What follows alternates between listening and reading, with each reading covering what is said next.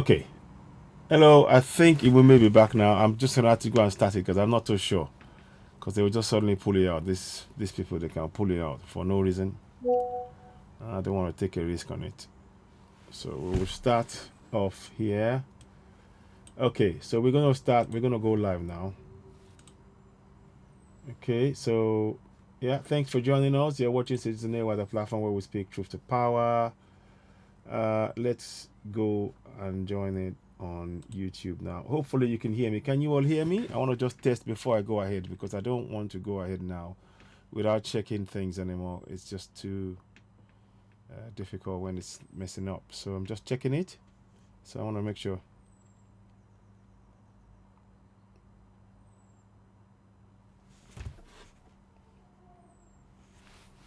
Okay, it looks like it's fine. It looks like it's fine.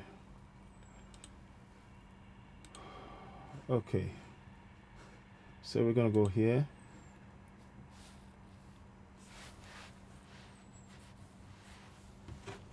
Okay, so we're gonna check it on YouTube as well, Facebook as well. Good afternoon and welcome to Citizen Air, the platform where we speak truth to power. Let us see how this works. I'm just testing one or two things. So good afternoon, good afternoon, good afternoon. Yeah.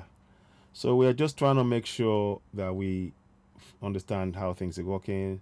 I just test before I go ahead. Can you hear me? Good. Good afternoon.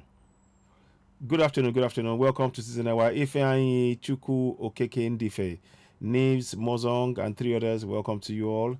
I greet you all. Thanks. Do share this broadcast. We are going to touch on three things you see on the screen. Oluomo, MC Oluomo, and Ekweremadu, and of course Tinubu. So they are all part of what we talked about. All of these are all the people you see here. They are all saying in terms of one Nigeria. I'm not going to try and it's not about blaming and it's not about abusing anybody. We are here to just enlighten ourselves and empower ourselves. So please share this broadcast. Before we go too far ahead, you know what I do. Let's play this song. This song is designed to wake us up and think. So here we go. Have a listen.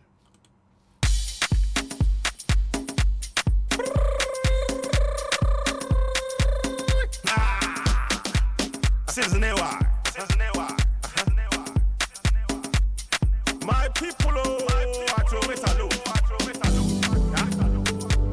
Hey, hey.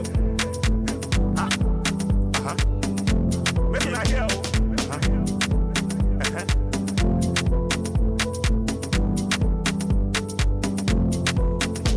How long? How long? How long? How long? How long? How long?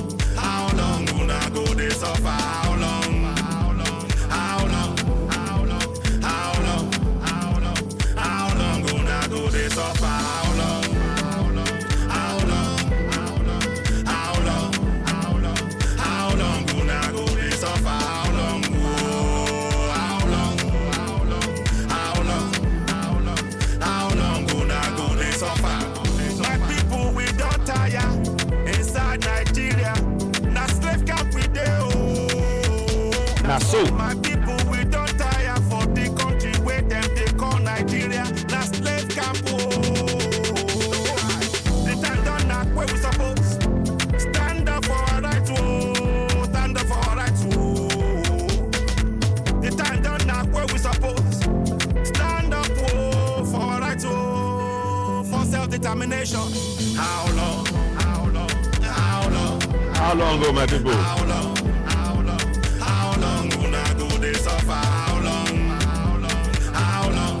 How long? How long? How long? How long gonna go this so far? How long? How long? How long? How long? How long? How long? How long gonna go this so far? How long? Oh, how long? How long? How long? How long? How long gonna go this so far? Abdul Salam na fake man. Now he put that yeah constitution for your head, yo. Abdul Salam na fake man. Now military man don't tell na say una get constitution. Na lie, oh, na fake, na fraud, oh. That yeah constitution. Now in then they take close to na eye, oh. Make una wake up. wake up. Oh, how long? Mo kàn béèrè ní o, I just dey wonder. Mo kàn béèrè ní o, I just dey wonder. Mo kàn béèrè ní o, I just dey wonder. Béèrè ní o, I just dey wonder. Béèrè ní o, I just dey wonder. Béèrè ní o, I just dey wonder. My people, I want make una know say self-determination, oh, now you're right, oh. My people, I want make una know say self-determination, now you're right, oh. You must fight for your right. You must stand for your right. You must get up. Stand up. You must tell your people for your village, For your town, for your city, and inside country where you dey oh. Atiku, Èmi ló kàn, Peter Obi no be the solution. na the solution, na it be the solution. Make una wake up. Wake up. Wake Make up. una wake up. Wake up, Time down now. bagam bagam. You Yoruba man. You be Biafran. I want make Make una una know say self-determination. Now you're right, you. How long?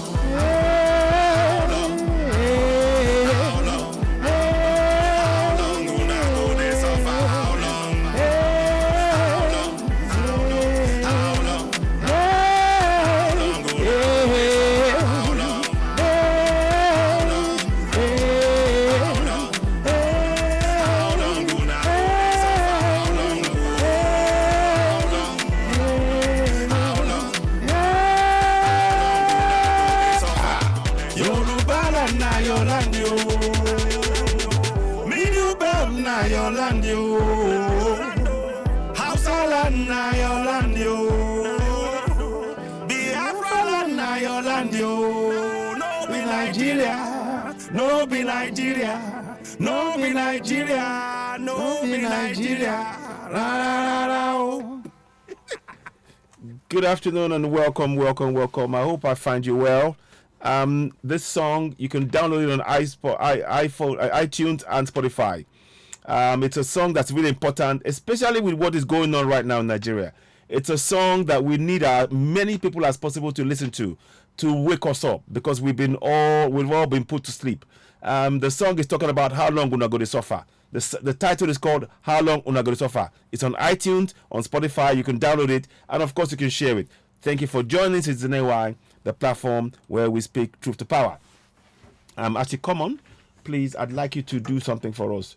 Subscribe to us on YouTube, and of course help us grow the platform, and of course give us stars if you can. You're welcome to donate stars to us on Facebook, but of course what we most of all would really appreciate is you assisting us in getting the building the Citizen AY backup channel. Currently the Citizen AY on YouTube is blocked, so we cannot get the message out there, but what we do try and do on this platform is to speak truth to power at all times.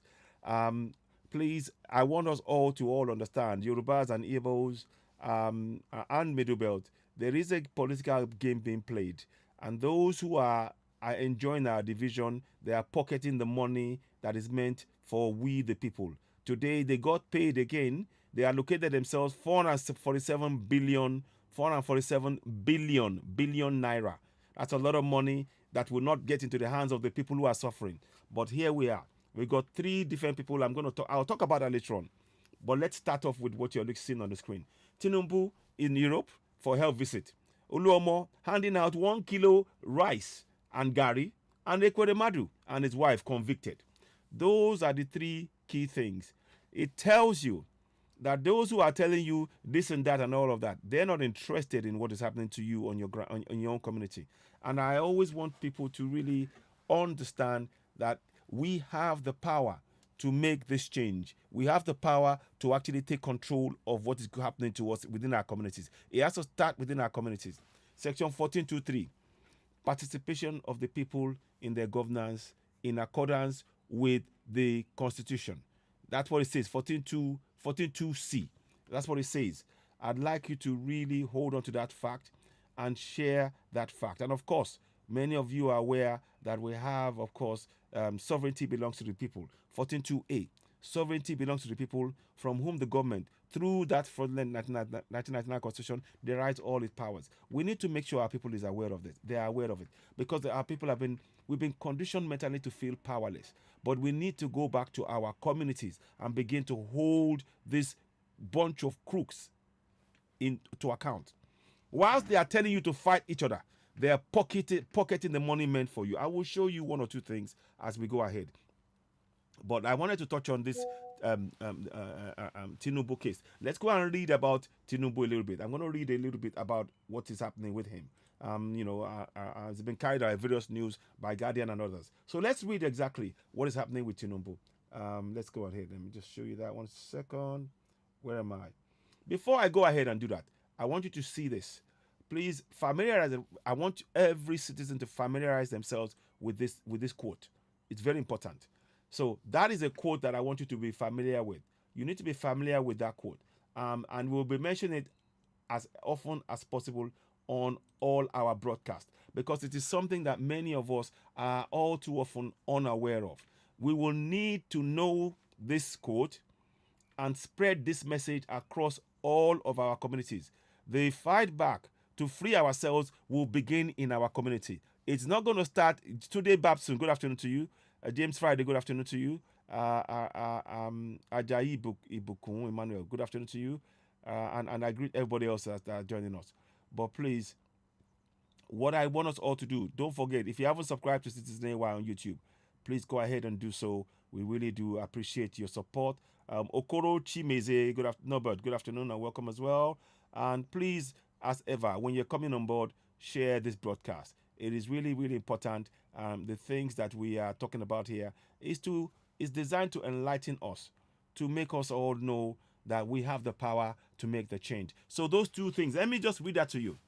Under the fraudulent 1999 constitution that was imposed, INEC imposed upon the citizens, but and INEC as well, were imposed by the military. It states 42C. It is hereby accordingly declared that sovereignty belongs to the people of Nigeria, from whom the government, through this constitution, derives all its powers. And then you can see 14.2C, like I always say, participation by the people in their government shall be ensured in accordance with the provisions of that fraudulent 1999 constitution. This is something that we should all have because we will need that to be able to free ourselves from contraction Nigeria. The people within contraction Nigeria need to know this fact because that is what we are hoping to use to wake our people up with. And it has to start from one community to the next. When the community starts holding them to account, then that becomes a game changer. So just bear with us. I know it sounds like it's we're talking, but it's important information that we need to be sharing as often as possible on all our broadcasts, because now we need people to know the powers they can use to hold these people to account. The participation in a quick in a short word or two, short 1 or 2 sentences. It is simply because it mentions that you have the right to participate in your governance. That participation is you questioning those in governance. You question them about the lack of roads in your community, lack of water, lack of schools, lack of bridges, lack of healthcare. You can question them. You have to stand as a community. That's why we're talking about having the community association activated. Get every member of the community must be involved. You have to be a member of 1 or 2 communities. You have to be a member of the roads or water or light or schools or bridges, or you have to be a committee member, and you need to be demanding that your councillor comes to your community to see the problems you're facing. If you do not take that action, but you're spending 10-20 hours in the church, then you're not really helping your community. Yourself and your community, you need to work together. So that's why we're showing you these words. These are words that people should know. And we've also translated it to Yoruba in the case of Yoruba people. My Biafran brothers, please do the same thing, because we will need this step to be able to achieve referendum. When the people understand what is being oppressing them, they can take the step to now demand collectively for a referendum, community by community. I kid you not. This is part of the step. We are going for Yoruba Nation. I am talking to you about this because this is the pathway that will lead us into getting Yoruba Nation, Biafra Nation, Middle Belt. This is the path we need to take. We have to empower people to begin to hold those who are in government to account. So please hold on to that fact. We'll come back and talk about it a bit more later on. So let's go back again. So now let's go and look at this issue now of what Tinubu. We said it as regards Tinubu's situation. You all know. Tinubu is apparently he's off to France for further consultations carried by various newspapers. And as you all know, I'll read to you what it says, and then we can then discuss that a little bit. The presidential candidate of the All Progressives Congress, APC Asiwaju Bola Ahmed Tinubu, has jetted out to France as part of his ongoing consultative visit ahead of next year's elections. It says, but that is not really what is going on. In actual fact, he is actually there on health grounds. So don't fall for the old okey-doke. He's out on health grounds.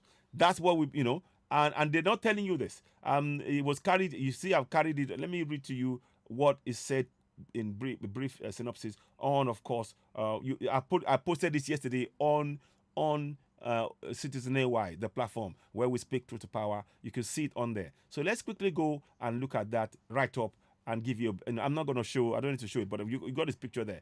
But I want to do is give you a breakdown of what was said there, because it's very, very important that we understand. Please, as you're watching, do share this broadcast. They're under the cloak of going consultative visits. They're hiding the fact that this man is away on health concerns. Now let me see. Now it says here. 1 second, please. I'm just gonna get now. Okay, so let me read that to you, and we can then go into a bit more detail. It says here, this was carried by Sahara reporters and many others. A former Lagos State governor, who is Nigeria's president-elect, according to the Independent National Electoral Commission, Bola Tinubu, is traveling to Europe to seek medical care after falling ill, Sahara reporters learned. Now, Sahara reporters gathered that Tinubu fell ill after the hectic electioneering that led to his emergence as the president-elect and the tension that built up ahead of the March 18 Lagos State governorship and House of Assembly elections, where he also voted. Tinubu has left for Europe for medical care. He fell ill after voting on Saturday during the Lagos Goba elections. He was attended to by local doctors, but he has left for Europe for proper medical care. And one of the sources close to him revealed he initially said the doctors should be brought down to Nigeria for him, and that when things died down, he would leave. But I've confirmed that he left last night, Tuesday, because he's definitely ill. Another source confirmed. His plane, Falcon 9X, with registration number VPCBT, can't be tracked by air flight tracking website. Indeed, the effort made by Sahara reporters to track the flight came back with VPCBT unknown owner, Cayman Islands, UK. The aircraft VPC is not available for public tracking by request from the owner operator. So I'm just giving you as much information as possible. Sahara reporters also had reported that Tinubu cast his vote at his polling unit in Lagos on Saturday. He shared photo of himself voting on Instagram page. I just joined other Nigerians in exercising my civic duty in ongoing ownership and governorship and state assembly elections. I encourage you also to go out and vote peacefully, he had written. The point I'm making here is this. He's not even started election. He's not even sworn in as a president. And he is already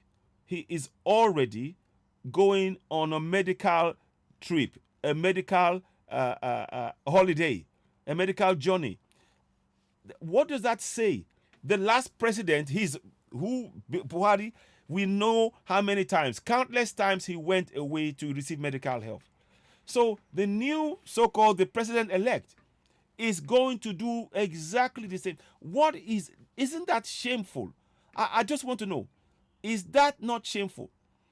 And in many of the countries that these people are going to go and receive the help, many of the doctors are Yorubas, they are Igbos. In UK here, there are thousands and thousands of Yoruba and Igbo doctors. working in the UK National Health Service here.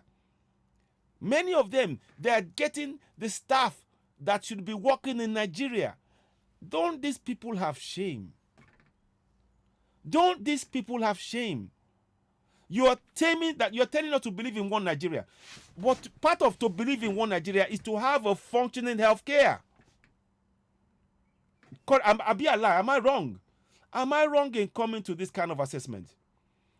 If you have a functioning healthcare, that means, and you are using that healthcare, you do not see the president of United States going to UK or coming to Nigeria to get healthcare.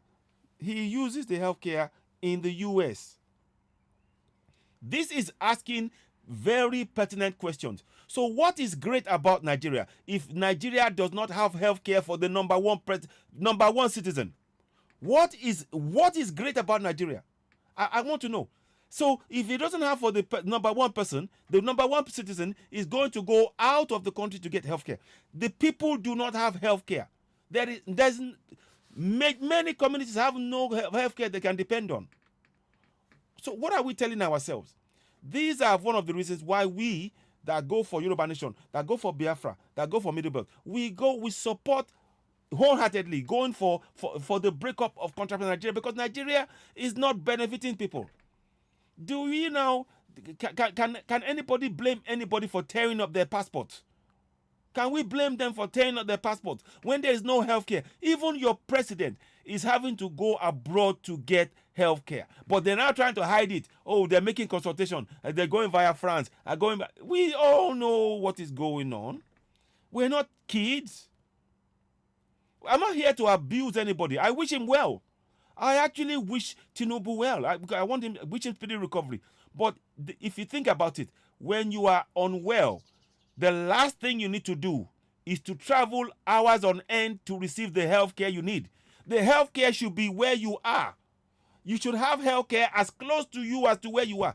Every state should have functioning healthcare, so that if something happens to Tinubu, he feels unwell in Lagos, they can go to the best hospital in the entire Lagos state that's comparable to any part of the world in Lagos state. If it happened to him in Niger state, again, investing in this is what it means. That is what a nation, being a functioning nation, means. I don't know if this is making sense to people, but it is really sad. I actually find this very, very sad, and I come out to talk about this as often as I can, because I am exasperated to beyond words when I see that we say, oh, Nigeria is the biggest country in Africa, we're the giant of Africa. But the giant of Africa cannot provide healthcare for the citizens. What does that mean? I want to understand. What does that mean? What does the giant of Africa mean when you cannot provide healthcare for the citizens? What does it mean? You're giant of Africa. Okay, we get it. Again, I wish Tinubu well. I hope he recovers. But the fact that he's having to travel 5, 6, 7, 8 hours on a plane with illness, the chances of recovering is reduced. You are not helping yourself or your country. We are already concerned. Many people are concerned. What happens if something happens to you? Shetima takes over. This is the kind of thing we're talking about. We're not here to try and tell you don't do whatever you want to do. You're in power. But what message are you sending out?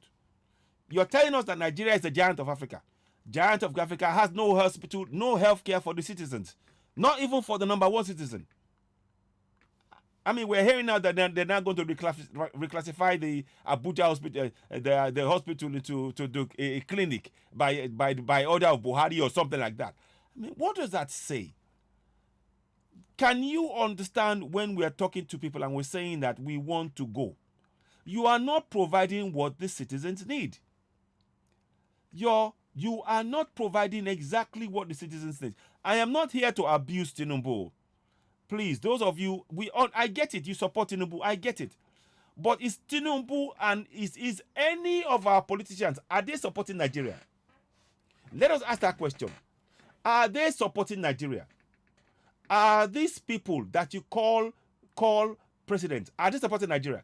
Now, what will be the evidence of supporting Nigeria? In the UK, the Prime Minister of UK, when he goes around, do you know what car he goes out in?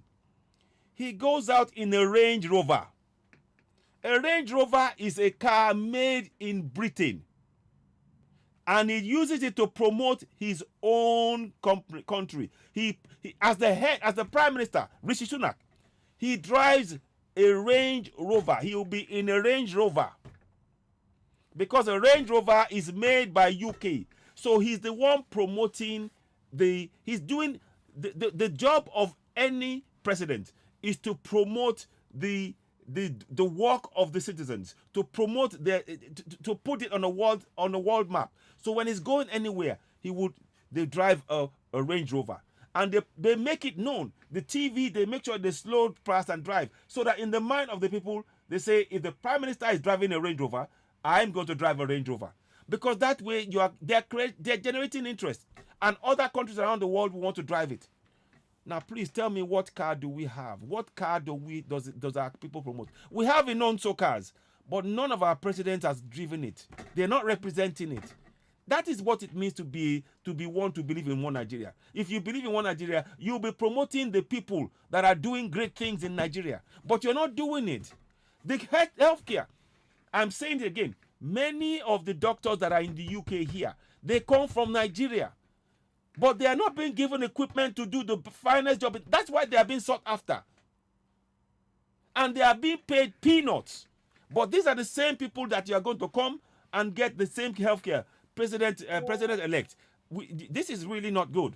I'm not here to abuse, but you cannot start off. You cannot start off your presidency going off to a foreign healthcare and expecting people to say that what is great about your country if you don't have the best healthcare in the world? What is great? Yeah, they are thieves. What is great about your country if you do not have, even you yourself, that haven't got the healthcare? It is not about abuse.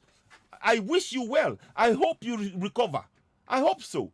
But is this what it means to be a great country? Does that signify going to healthcare in a foreign country? Well, I'm asking a question. No.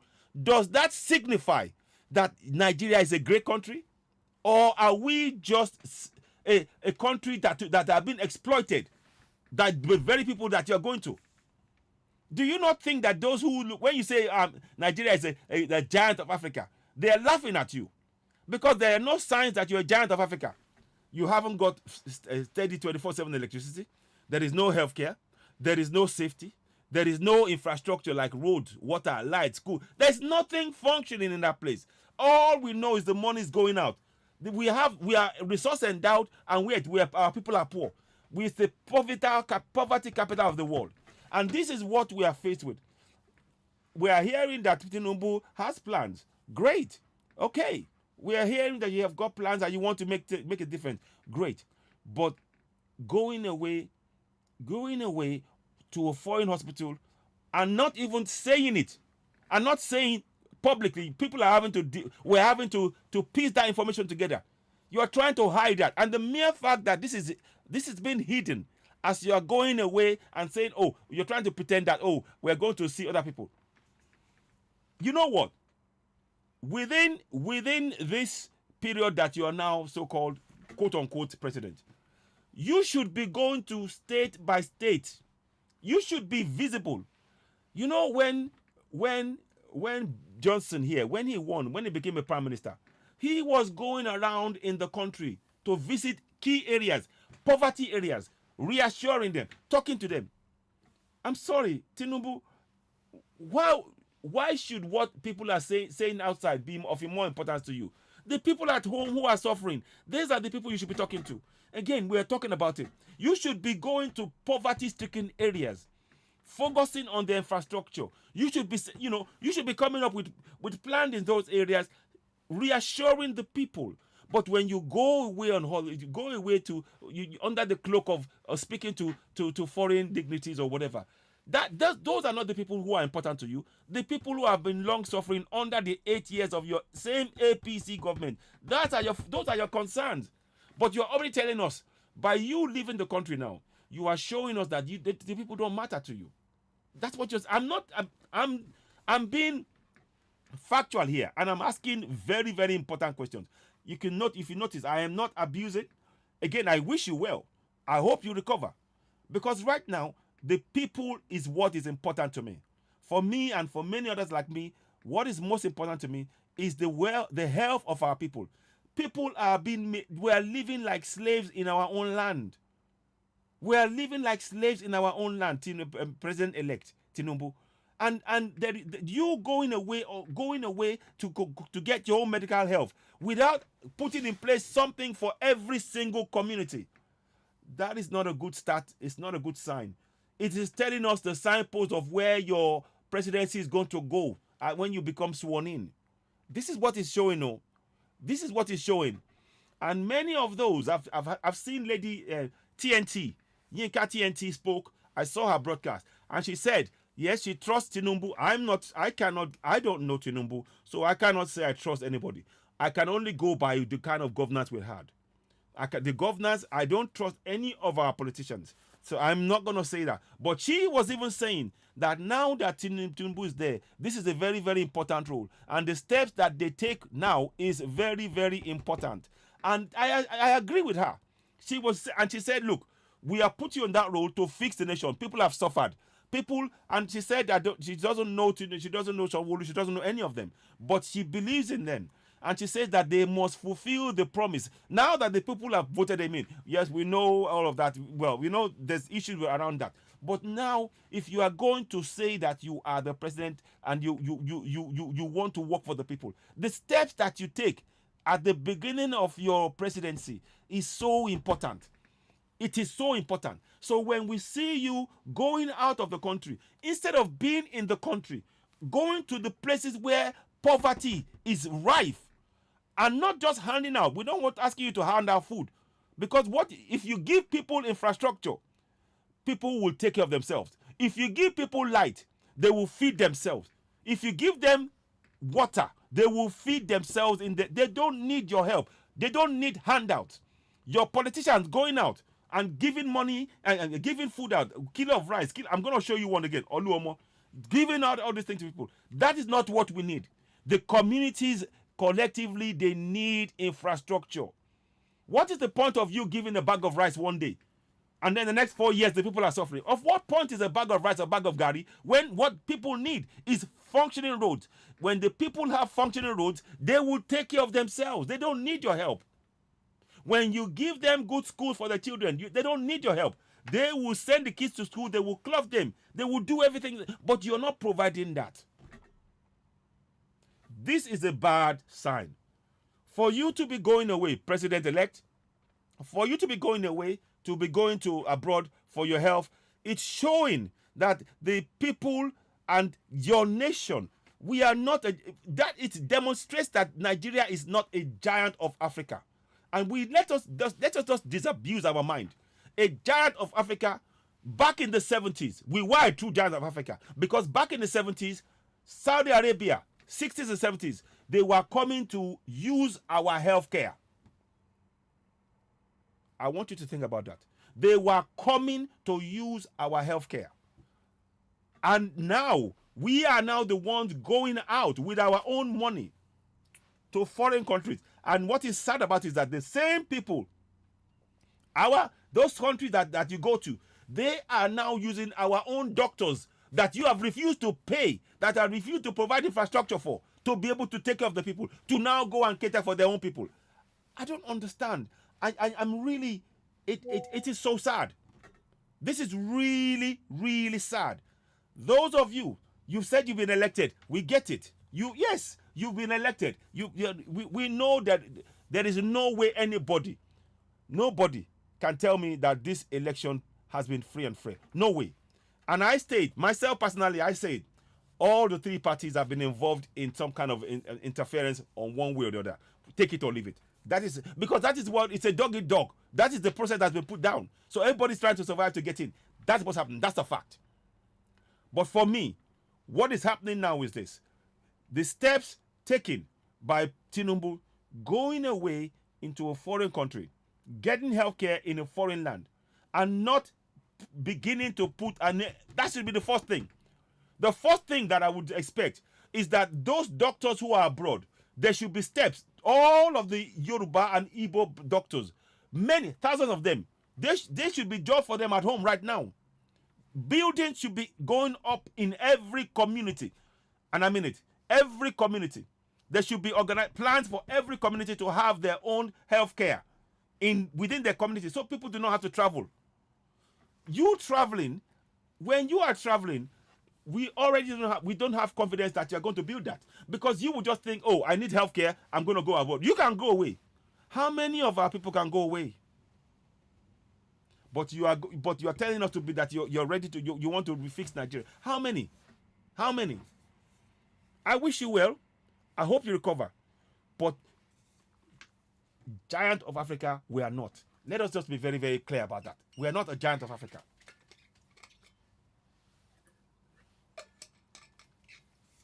We need to really think about this. There are thousands and thousands upon thousands of Yoruba, Igbo doctors and nurses who are abroad. Our people, 200 million people, have no functioning healthcare. 200 million people have no functioning healthcare. This is why we talk about, we are confident. These are the reasons why I want to go for Yoruba Nation. You know? Fix what he knows or don't know. Fix what he don't know. What do you mean he doesn't know? Hope Abom. He's been there he's part of APC government. The job of the government is to cater for the needs of the people. So Hope Abom, I don't know what you mean by that. I'm sorry. Just clarify that point if you don't mind. You know?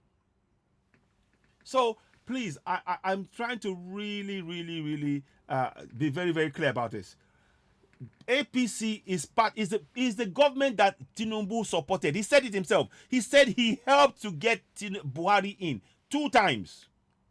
So he must know.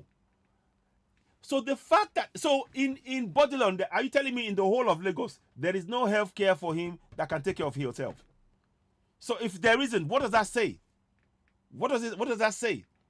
So, please, Ayo Mikuda Niju, thank you very much for joining us. Please do share this podcast. But I'm saying it. He's away on holiday in a foreign land, getting healthcare, and our people don't have that opportunity. We don't have the finances nor access to the healthcare, the best in the world that he's going to go and get. And as a president, if you are setting, that's another precedent that you're setting, that those who are rich now can go out of the country and get their healthcare and not care about their own people. There are no health cares in our communities. And this is why I keep asking you all. You will see me talking about this again now and then. Very regularly. Your community, you have the power to hold the government to account. A government that is not giving you health care and roads and water and light, you must be questioning them. Starting, you question your councillor, you question your local chairman, you question the local government, you question the state House of Assembly members, your House of Reps, your senators. All of them. They are all working for you. They are all working for you. Because our failure to have been questioning them, and they conditioned us to not be able to question them, and we are trying to break that up. The failure to question them has resulted in many of our communities impoverished, with lack of roads, lack of water, lack of schools, lack of healthcare, lack of hospitals, public facilities. Nothing is functioning. Nothing. Giving a bag of rice, a bag of whatever, agbado, whatever it is you want to call, it's not solving the fundamental problems. The people are not poor. Provide infrastructure for our people. Our people are one of the most industrial in the entire world, bar none. Our people, Yoruba people, Biafrans, we are the most industrial, middle belt. We are very, very mentally astute. Give them the platform. They will flourish. Why is it that you see Africans flourishing all over the world? We are hearing of a man about to buy Sheffield Wednesday. A Igbo man married to a Yoruba man, a woman. You know, he made money, 7 billion from I don't know, IT. You know, but imagine that kind of those kind of people. If you provide infrastructure, people will flourish. So stop telling us that our people are poor. The actions of the government is what is impoverishing our people. If people have 24/7 electricity, businesses will flourish because the people will tap into it. The people who want to make who are vulcanizers, people who are welders, people who are doing people they would. We are industrious. We are not what you call alakpa machishe. No, our people like working. They want to cater for the family. They want to do great things. But if you fail to provide those infrastructures, as has been evidenced by the last 20, 30 years plus, then our people become, they've been reduced to not being able to use their skills. Many have died with their talent with them. Mr. President-elect, we need you to really rethink. Going away to a foreign country to get healthcare is really a bad example. It is a bad omen of what is to come. I suggest. It's a bad omen. We won't be surprised again. Now that you started this now, even before you take office, what does that mean? Are you going to tell us that you're not going to, this is going to stop now when you get sworn in on the 29th of May? If you get sworn in, I don't know. What does that mean? So when you tell us that you have the capacity, is this a capacity you're talking about, Mr. President-elect? Is this a capacity you're talking about? The capacity to go away, but the capacity to ignore the concerns of the people? I'm just asking. We're asking. You're now in the hot seat.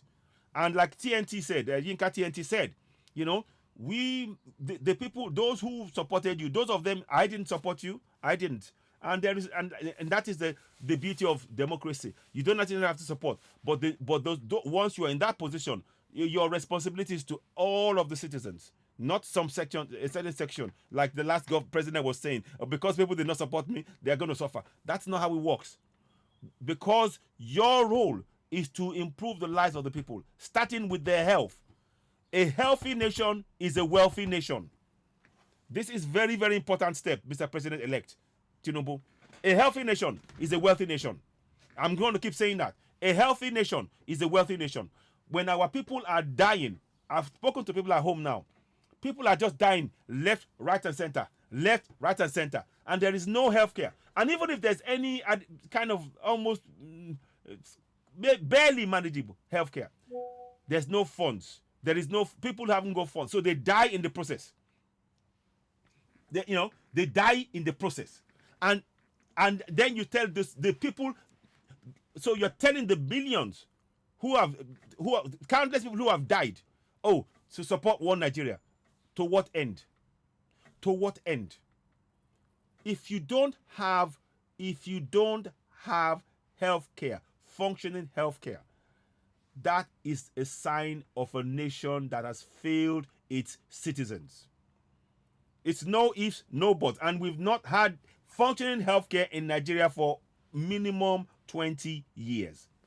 So there is nothing great in not having healthcare. There is nothing great in not having a functioning healthcare. And those of you that like to have, every community should have healthcare. So that you see, the idea behind healthcare is to save lives. So the more healthcare facilities you have per community, the greater the chance of survival from any sudden problems that you have with your health, heart attack, whatever. If you are having to travel far, you increase the chance of the rate of dying. So when you talk about one Nigeria, please let us be very, very,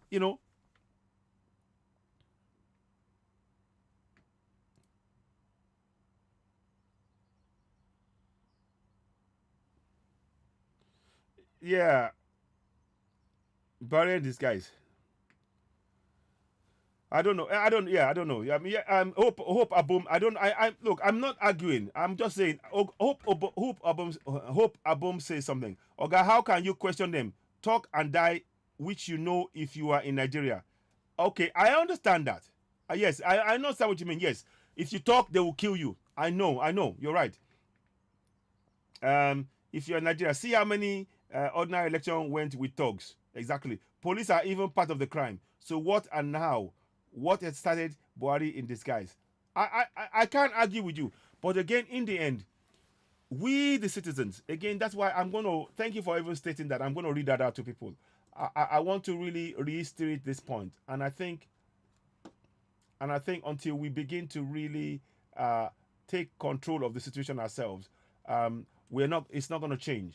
What I want to say is, again, we have to use the things we have within the Constitution to actually empower our people. That section of the Constitution is something that I would encourage us all to hold on to again and again. If you're joining us, this is something you should have on your phone. This has got to start from within our community. We need to know that our people have got to know that sovereignty belongs to them. It's not, and you need to exercise that sovereignty from one community to the next. So it is when you all stand together that anything can change.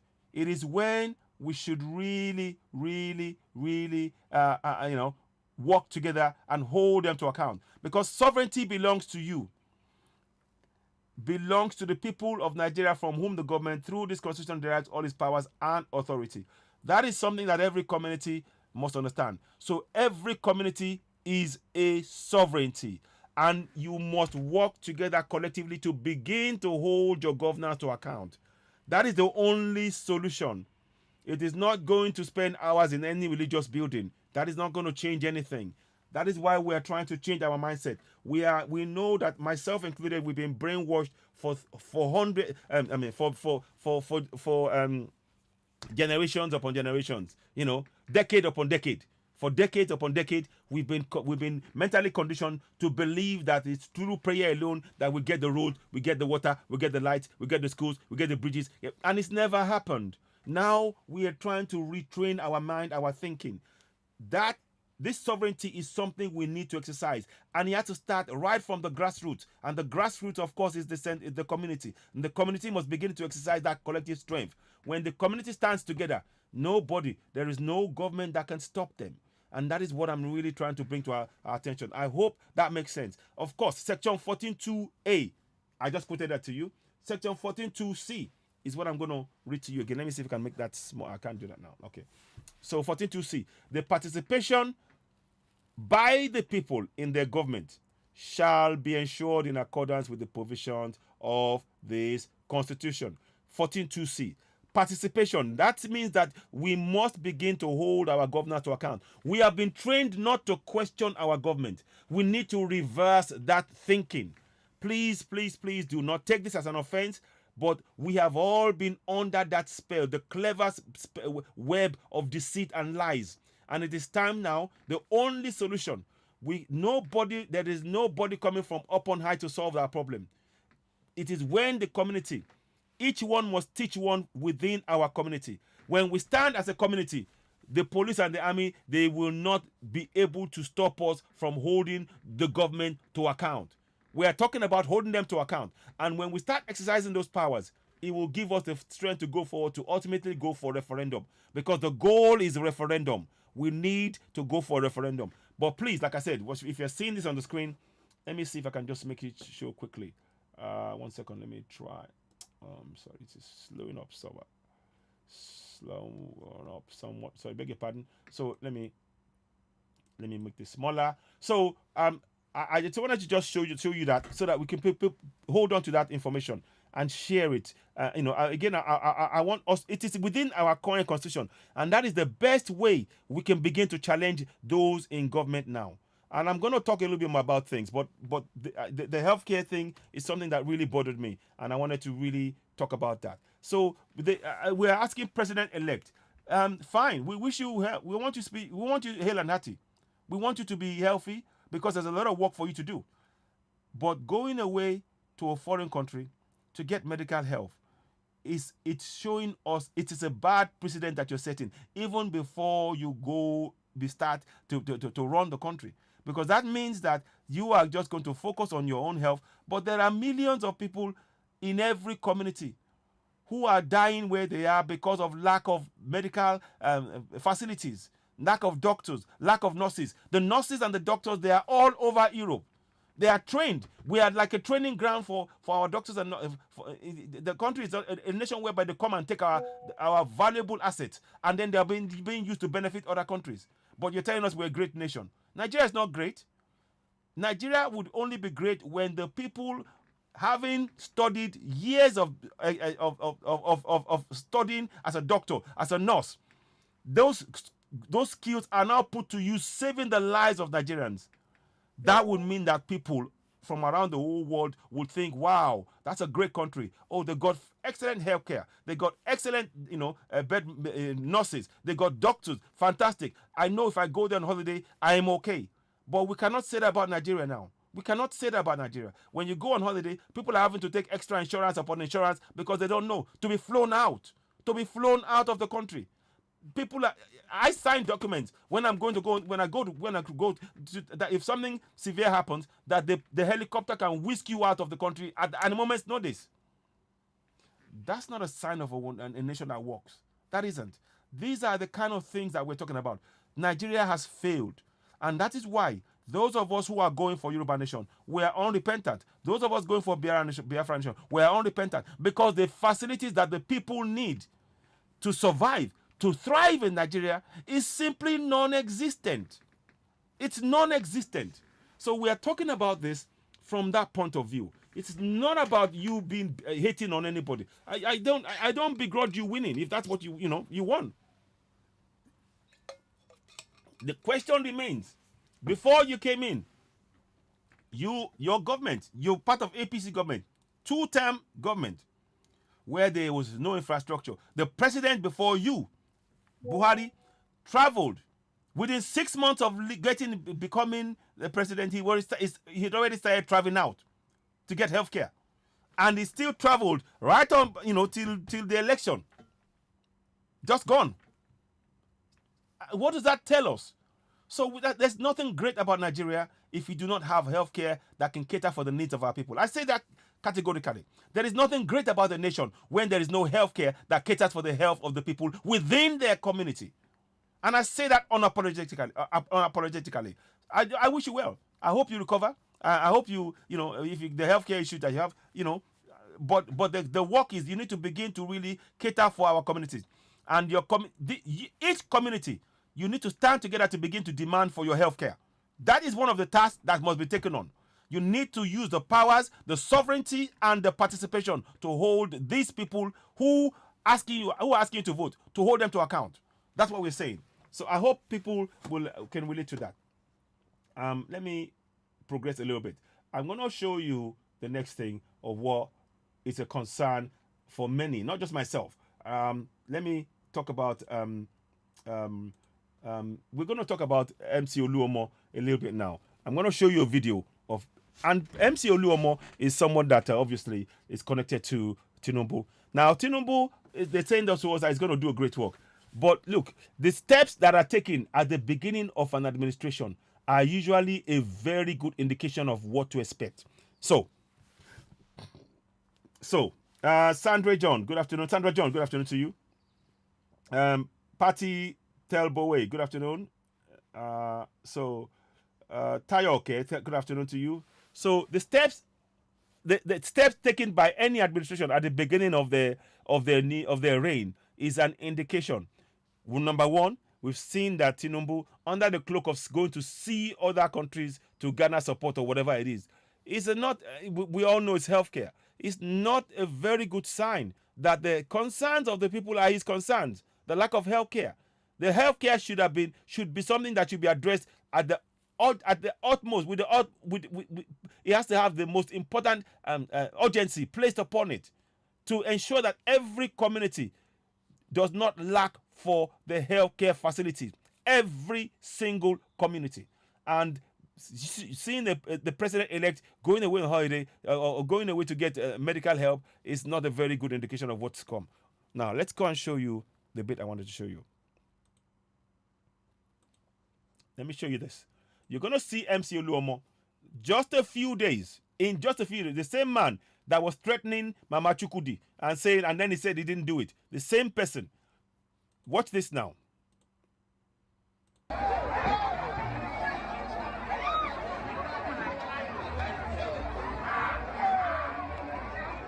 I'll let it play around for a few minutes. He's handing out bags of rice and throwing bags of rice to the people. That's MC Oluomo. See that?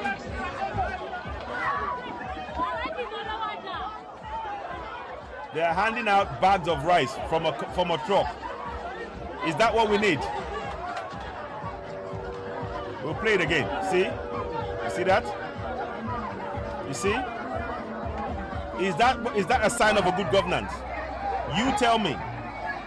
Is that a sign of a good governance? I'm just asking. You see that? I'll let you play for a few minutes.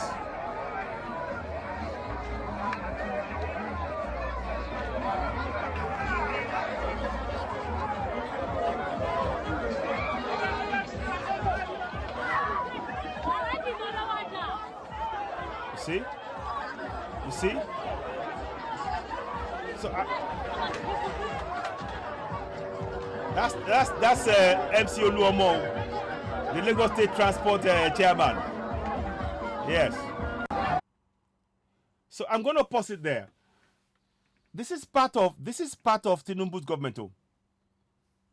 Babajide Sanwo-Olu. That's it. That is part of the government. When we're talking about these things, these are what we're talking about, you know. If anyone knows Azubuike Shadrach, please get back to me ASAP. Please. I don't know who that is. Okay. I don't know who says. I don't know who Azubuike Shadrach is. I don't know who he is. Okay. Good afternoon to you, Patty Tellboy, and those of you on Oduduwa TV radio as well.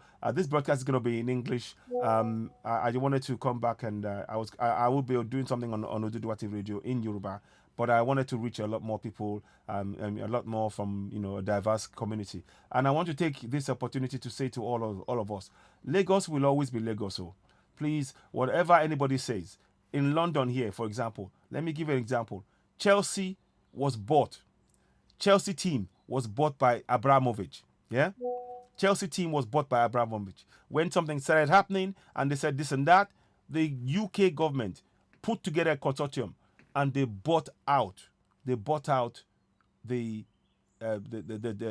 Abramovich. They took they brought that back from him. That tells you that's what London is. That's the same thing in Nigeria. What I'm saying is that, you see, Yoruba land, Lagos, Eko, I don't like saying Lagos. Eko is Eko. Eko is known as Yoruba land, and it's not going to change.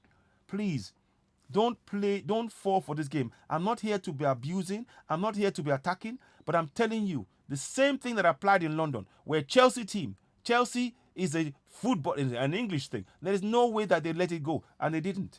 The same thing. Yoruba land cannot be moved from Yoruba people. It is part and parcel of who we are. Our history, our everything is all intertwined in it. Please, those who are playing that game, do not play that game.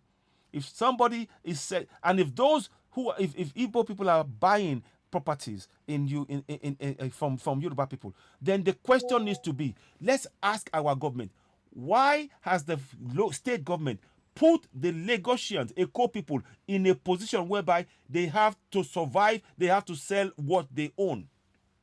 Let us ask ourselves that question. If you don't, instead of blaming those who are selling the property, why is it that Lagos government has failed to ensure that the people of Lagos, the Isaleko, almost Aleko, the true Lagos, the people who are born, they are worries.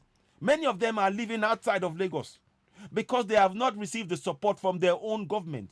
Let us be looking at these things on a really fundamental level. So when they tell you, the same people who are preventing Lagosians by making their life difficult, and that's why I talk to you about, you see, when you provide water, light, schools, bridges, healthcare, safety, security, the people will be able to stay there. But when you make it difficult for them, then they're trying to sell whatever they can to survive.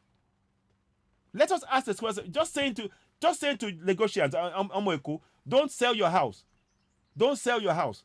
But there is no support. On top of that, there's no infrastructure. These are the kind of things that I would like us to really look at and understand that fundamentally, to fall into this trap, and want to blame those, blame people who, to know, because of the situation, people said, I'm going to okay, they see the sign, I want to buy, I want to sell. And they sell because they have to survive. But the government is not, because of the lack of infrastructure. For example, Omoeko, they cannot pay the rent. They're 600,000 naira for a room and a parlor. What steps is Lagos state government doing? Part of the local government remit is to ensure that there's affordable homes for people born in Lagos. But people who are born in Lagos, they are moving out to Ogun State, to Ibadan, to other places. So when you are talking about somebody coming to take your land, please understand that your government, the one that we've elected now, they have a very strong hand in it. Don't let anybody play a game about somebody want to take your land from you. Don't. Let us really be factual. Let us really be factual about this. Because in the end, like I said, when Biafra land comes, the Biafrans, they will make the laws to suit Biafran people. If you happen to be a Yoruba person married to a Biafran in Biafra land, you will have to follow their laws. Likewise, the same thing with us in Yoruba land. If you happen to be Igbo and you're married to a Yoruba person, you will have to follow Yoruba laws within Yoruba land. It is as simple as that. It is quite a different thing when somebody is buying the land, and even the land that they bought, it's within the laws of Yoruba land. It will never change. Please let us not fall for that game that they're playing. And those who are doing this, please, you are starting up something, a wound. Don't open a wound that will never ever heal. That is what you're trying to do, and that is not what is going to what we need right now. So please, do let us really be thinking about the steps we're taking here. I'm urging us all to think. You can just see now the same MC Oluomo, stay your house. Now instead of now looking at how to solve the problem, to make lives easier, they're now throwing rice at people. Are we dogs? Are we dogs? Are we now dogs for these politicians to be throwing food at? Like we don't have a life, like we're not worth anything? We are all very, very important people in Yoruba land. We are a land where Yoruba people are blessed with enormous resources. And those who are in power, who are even Yorubas, treating their own people effectively like dogs, throwing food at them like this. It is shameful. I find it shameful. That is why I could not be quiet about this. I had to come and talk about this. I find this very shameful. Let me play it again so you can get an idea of what I'm talking about. Look at that.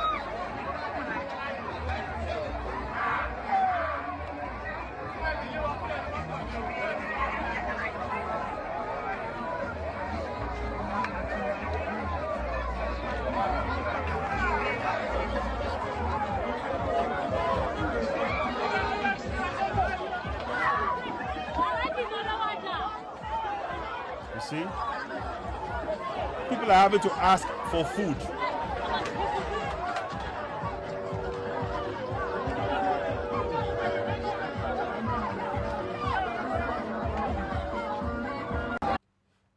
Like TNT said, they should not be putting food meant to save the lives of people, suddenly keeping it and then giving it out. Oh, we're doing you a favor. Because please don't forget, we are the ones doing them a favor. Because the money meant to build our roads, our hospitals and everything, they are sitting on. I'm going to see if I can show you a video to see if this makes sense. I hope this makes sense. Let me see. I'm going to just see if I can. I'm going to try and get a video out. No, not a video. There's a post I want to bring out. And I'm hoping that if I bring it out, we can talk about it. Because already, this is not a very good sign at all. For somebody to be throwing food at their own people. We're not humans, we cannot, yeah. So please, I'm asking you, please. I wish Ashiwaju, I wish him well, but going to a foreign country is not a sign that we're a giant of Africa. It is not. If we do not have healthcare in our community, in every single community, then we are nothing. You can talk all you want.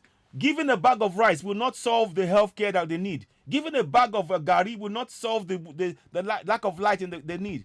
But if you provide electricity, road, good roads, schools, water, light, everything else. The people will take care of themselves. They need that foundation. And that is what we are here to talk about. I'm not here to abuse anybody. I'm grateful, I'm glad that you won. Sanwo-Olu, yeah, congratulations. Dapo Abiodun, congratulations. All of you, congratulations. But the work that needs to be done is the infrastructure.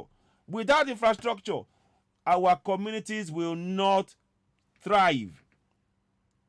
Our communities are suffering. We know of people who are supposed to be who are close to governors, who are, instead of fixing their communities, they give bags of rice out. We know of people who are close to governors, very, very close to the governors. We know of them. Instead of fixing the infrastructure for the community, they are handing out bags of rice, just like Oluomo. We know. I'm telling you what I know. I am telling you what I know. So already, those of you that think that you're going to have a better Nigeria on these people, it's a lie, yo. It's a lie, yo. This, what I'm telling you now, within the community, I don't want to mention the community yet. They are handing out, instead of fixing the road, this person is close to the governor, one of the governors, very, very close, and is living in the community. And that community is a complete shack. And instead of them to help to build it up, they hand out bags of rice. And what do I mean by build it up? Water, light, schools, bridges, within those communities. And that is why you cannot trust, you cannot leave this job to the politicians. Every community needs to stand up. They need to stand up. You need to stand up community by community right now. We have to be questioning them. If you are spending 20 hours in the church, please spend just 2 hours in the church, the remaining 18 hours. Work within your community to make sure that your community collectively gets good road. Because if you get good roads, your tires will not damage. Your exhaust will not damage. Your bumper will not damage. You see? Your shock absorber will not damage. That is a collective benefit for you all. When you have water, that means that you don't have to spend hours and hours trying to get water. You don't have to do borehole. Do you know that the borehole that we're making, building all over in every home now, is actually dangerous? Because one day you are weakening the earth, that it can cause tremors. It can cause tremors. So please, when I'm saying this, we are saying this not to hate anybody. We are saying that the time has come for our people to benefit from what is rightfully theirs. Let me show you this, if I can show you quickly. I'm going to go into a thing there. Let me just show. If this will let me go, hopefully let me do it. It may be playing up somewhat, and I'm a bit hesitant to go forward too much. I'm going to show you. In December, the state government, they were supposed to give $1 billion, effectively $1 billion to the local government. They haven't given it out though. Let me show you something. Let me show you. Please, if you are watching Citizen AY, the platform where we speak truth to power, go ahead and subscribe to us on YouTube. Help us grow the platform. I'm sure it's playing up somewhat, but I don't want to mess with this now. So sorry. Sometimes this will happen, but I'm hoping that it will stabilize somewhat. So let's go here. Just bear me. I'm going to read you something. I want to read you this on air. That's why I'm going through here. It is on Citizen AY, the platform where we speak truth to power. Help us, and please, like Citizen AY on Facebook, subscribe to us on YouTube, help us grow the platform. I'm going to try and these are various things I'm showing, but I want to show you something quickly because this is very important. This is something that I'm talking about specifically in terms of local government. We need to take collective action within our community. Look at this. I'm going to bring it now. So now, look at this now. 722 billion shared revenue to federal government, state, and local government. Listen, I want you to listen to this. Let us read this together. I'll read this with you together. In February 2023, total deduction from collection was 27.44 billion, and total returns. Sorry, let me just see if it's. Let me just see. I'm going to show you now. I want you to see. I'm going to read to you the amount that should go to your local government. This is what you should be asking. This is just February just gone. No, this is the money that should be going to every local government. So let us look at this now. Let us look at this. Let me see. Because you need to, if you don't participate in your governance, nothing will change. So let me get that figure out. Okay, hang on. So now, the federal government received that, state received, and local government received 173,936 billion naira. In this February, just last month, oh, that's one amount. Again, that is just in excess crude account. Oh, that is money that you can use to be fixing your community. You need to begin to participate in your governance. Go and ask your state government, where is the money meant for your local government? This is the money that they received just last month. Oh, in December, they got effectively all of the local government combined. They got $1 billion. And that money did not get into the hands of your local government. Now, do you see why you have to participate in your local government? You need to participate, oh, my people. You need to participate. 173,936 billion naira from excess crude. Let me look at another one again. I'll show you more. You need to be looking at this and following this. It is not just about, it's no longer about going to church and pray alone. You need to look at following you have to follow where the money is. If you want to build, get your community to be functioning, you have to participate in your governance. Because if you wait for the people in government to do it for you, they won't do it. Now let's show you again. So now, so this is to do with VAT returns. How much was that again? In February was that. Let me see the full account. So that's one. So that's local government. That's for crude oil. Now in local government council, 69.872 billion. So you see that is 200 billion naira right there. You see 173 plus that. Those are money that will not have even touched the hands of your local government because your state government is sitting on it. So I'm showing you, please, many of you, we are under the illusion that we haven't got money. We have. And I'm showing you that unless we participate collectively from one community to the next, and this is a message we need to send to all our communities, unless we begin to participate, exercise our sovereignty, like I stated earlier on. That's why I'm saying that. If we exercise that sovereignty, we can begin to get the roads, the water, the light, the schools, the bridges in our community. The money is there. Begin to hold them to account. Don't wait till tomorrow. Start now. So that's 1 billion in December. 700. I wonder how much this is now. In fact, it's over 1 billion now. Because last month it was 450 billion that they shared for the local government. 450 billion naira, which equates to $1 billion. Now, so this is it now. Let's look at this now. So the local government here, 96.630. You can see that. I'm going to highlight it for you. Sorry. 69 here. Local government council. I wanted you to see that.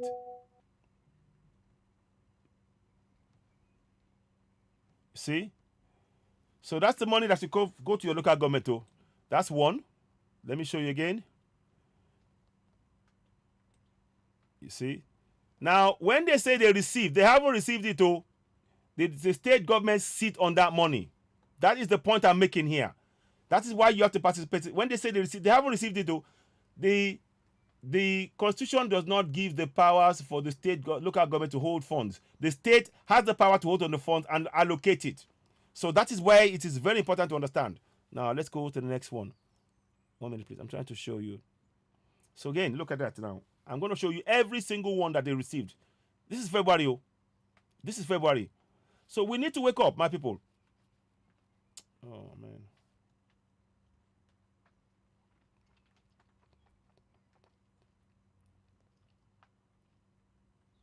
So there, can you see that now? So 69 plus 78 plus 123. So we're looking at 230 billion naira. 230 plus billion naira or more. What am I talking about now? Yeah, so yeah, 173 plus 78. So 73, that's 12, 20. So we're looking at 173 plus 78. So add 73, so take away 27 from there. So yeah, 150. Let's say 150 billion naira plus here. Let's say the next one is 69. So that's 2. Yeah. 150. 210 billion naira so far for local government to gain. So let's go at the next one again. I'm going to add all this up. This is just in February. Please, these are the kind of things we need to be involved in. Every community needs to know this. They were paid this in February. They were paid in December, 1 billion. And in February, they've already received this money. Look at that. Local government councils. You see that? I'm just showing you. So I'm going to calculate this. Let me go and get the calculator out. And I want to calculate it. And I'll read it out to you. Let me just quickly do something. I'll do it on my calculator here. And I'll just do the figure for you to see. So now we're looking at. So what are we looking at? 173. Again, that's in billions. So we'll do it in dollars. I'll translate it to dollars as well. Because I want you to see that where's money. And we need to really be very, very clear that the system is actually impoverishing us. And unless we collectively begin to participate, it will not change. The system is impoverishing us. This money is money that should go to local government. It doesn't go there. They never receive it. Let's go here now. So, and not the Bible will not. The pastors have nothing to do with this. So, because they don't have the power. The people that you must hold to account are your state house of assembly, your governors, your deputy governors, your house of reps, your senators, your local councillors, your local government, and local chairman. Those are the people you need to begin to engage on a regular basis. If you don't engage, the infrastructure you need in your community will sadly not be forthcoming. So 176 plus 69, 69.872. Okay. Plus, yeah. So, okay, let me see. There's something here. For a month, gross revenue was lower than in the month of February. They have not shared that out. Okay. So again, they gave the local government plus 78.481. 81 plus, okay, plus, yeah, 4.076 plus 4.076. I'm going to show you every single thing. Because right now, you need to understand. If you do not understand this, if we do not begin to take these steps, we cannot free our people. We have the money in there. And I'm here to just try and make sure that we understand that collectively. We need to organize ourselves from one community to the next, literally. Without that organization, nothing will change. 21.506 is the final one. I can see here. Sorry. Okay, let me do it again. Sorry. I got distracted. I was trying to fix it there. So let me just quickly do this one more time. Do beg your pardon. 173.196 plus. Okay, got that now. Everything that I highlight, there are money meant for the local government. Oh, everything I highlight plus 69.872 plus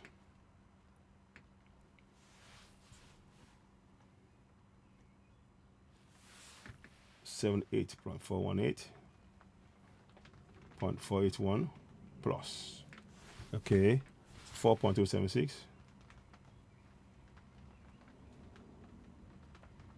plus, yeah,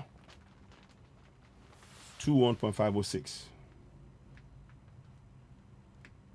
So 347 billion naira in total. If I haven't missed anything out.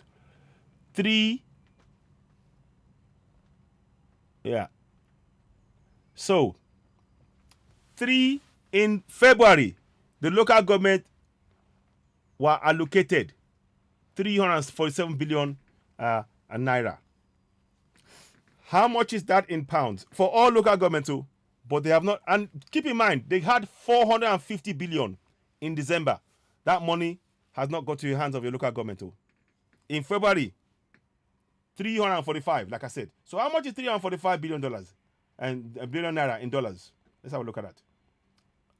we just need to know this kind of information.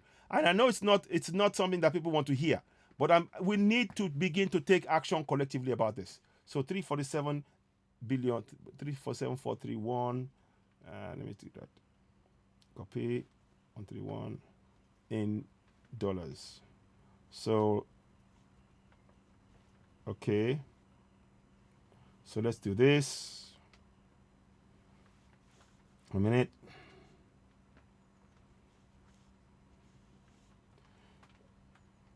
In dollar. 1 minute, please. Just give me a minute, please.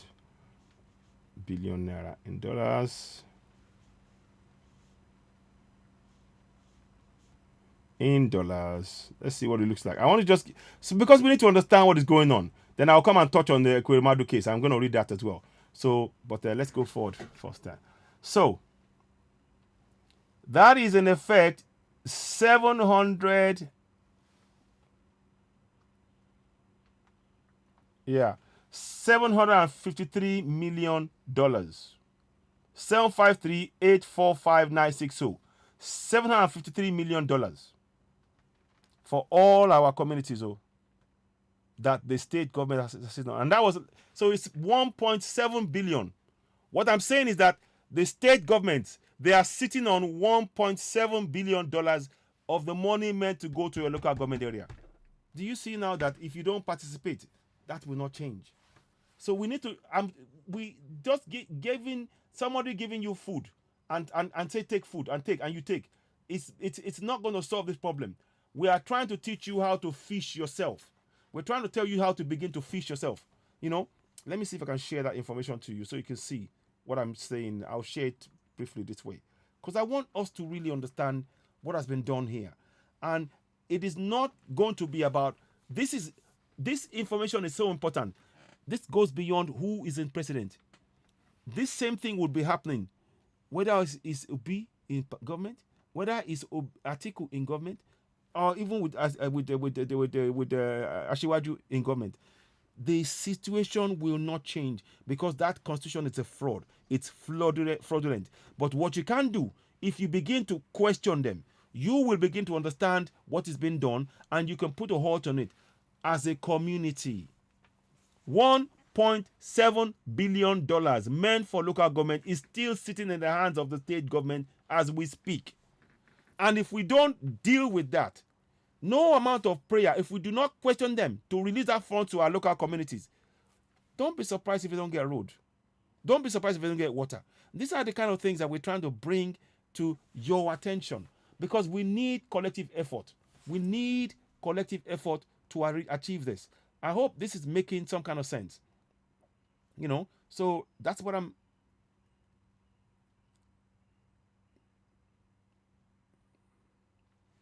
I don't know what's slowing up. Facebook is playing up somewhat. Let me just check if it's the same. So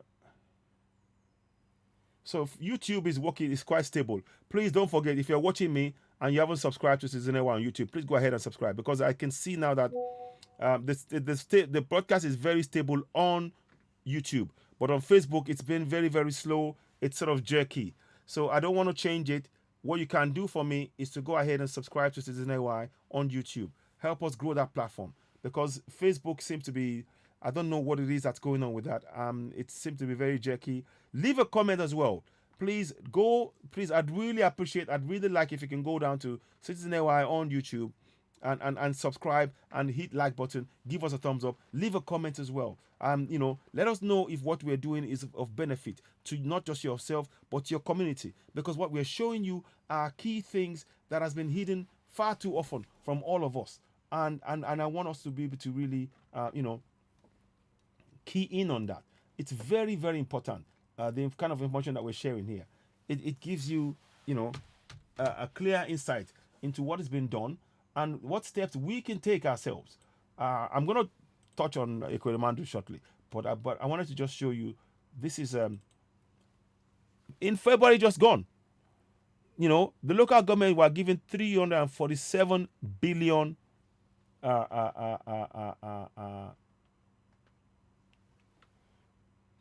rejected. So I'm just going to show you this. Let me just quickly get this across, because I don't want you to, I want you to see this yourself. Sometimes when we're talking about things, people you don't connect it. This is the amount. This is what they paid for all of the local government area just in February. In the paperwork I showed you, just in February, that is the amount they paid for them. 131 billion naira. In dollars, equates to 753 million dollars. Now, if you imagine putting that to all our communities, that is a lot of money. And that's money that none of us are questioning. That money, the state government never paid. So now you now understand when they're paying you, when they're throwing a bag of rice, that is where the money is coming from. When they're throwing you a bag of rice, that is where that money is coming from. When they're throwing you a bag of rice, and you're jumping, it is your money that they're throwing at you. Good afternoon, Oluomo, my sister. Olubomi, Oluwole, good afternoon. So please, Esheun, thank you very much. Thank you for joining us as well. Please do share this broadcast. I appreciate you all. I urge you all, please, the best way you can help Citizen AY is to go and subscribe to Citizen AY backup channel on YouTube. The link is already pinned onto the comment section. So just go there, click on that and subscribe. Go ahead and click on that and subscribe.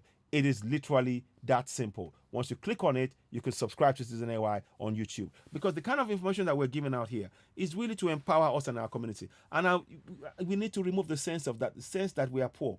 We're not. I've just shown you. In December, $1 billion. In February, $753 million. If we do not question those funds meant to go into our communities, those funds are being sat on. And if they sit on those funds, that will impact the healthcare, our healthcare in our community. It will impact our schools. It will impact our roads. It will impact the water. It will impact the electricity, because we're not holding them to account. Our role must be to hold them to account. Please, please, please, please, please, I urge you, look at what is being shown to you here. It is not a game. It's not a joke. It is not to make you upset.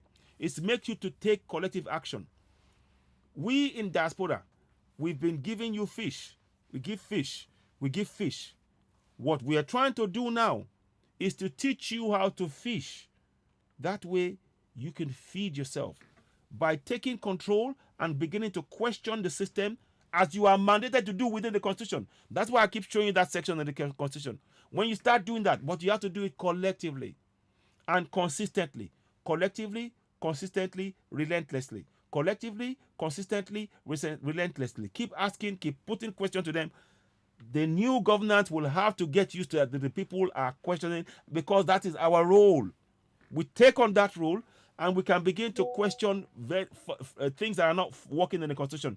And when the community is aware, they themselves will go for the referendum. They will demand for that referendum because they will understand what is at stake. But if you don't understand what is within the Constitution, you cannot argue for it. I hope this is making sense. I hope this is making sense.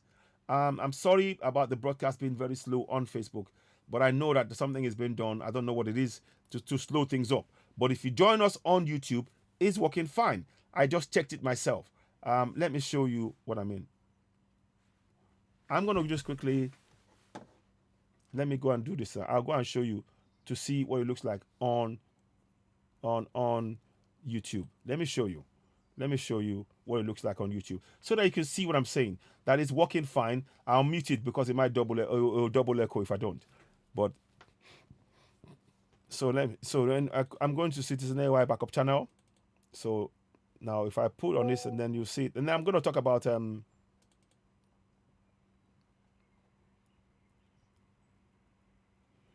I'll mute it as well so that it doesn't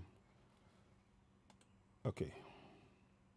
So now, so you can see now, let me just make that work, and I'll just make that, I'll play it, because I want you to just see that it's working fine. So that it's actually, the problem is actually the, no, skip, what is that, skip ad, I don't want that. Sorry about that, I don't want that. Sorry about that. 1 minute, please. Okay, let's go back again. I want to go back one step. That's not what I want to do at all. Give me a minute, please. Give me a minute, please. I'm just trying to check this out. Oh. Okay, so we'll go back again. I don't know what happened there, but I'll get it working. So it is working. I can see it on my screen on the phone here, but I'm just trying to check that it's. Now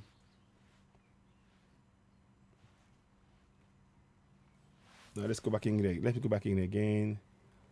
Not that one. Sorry.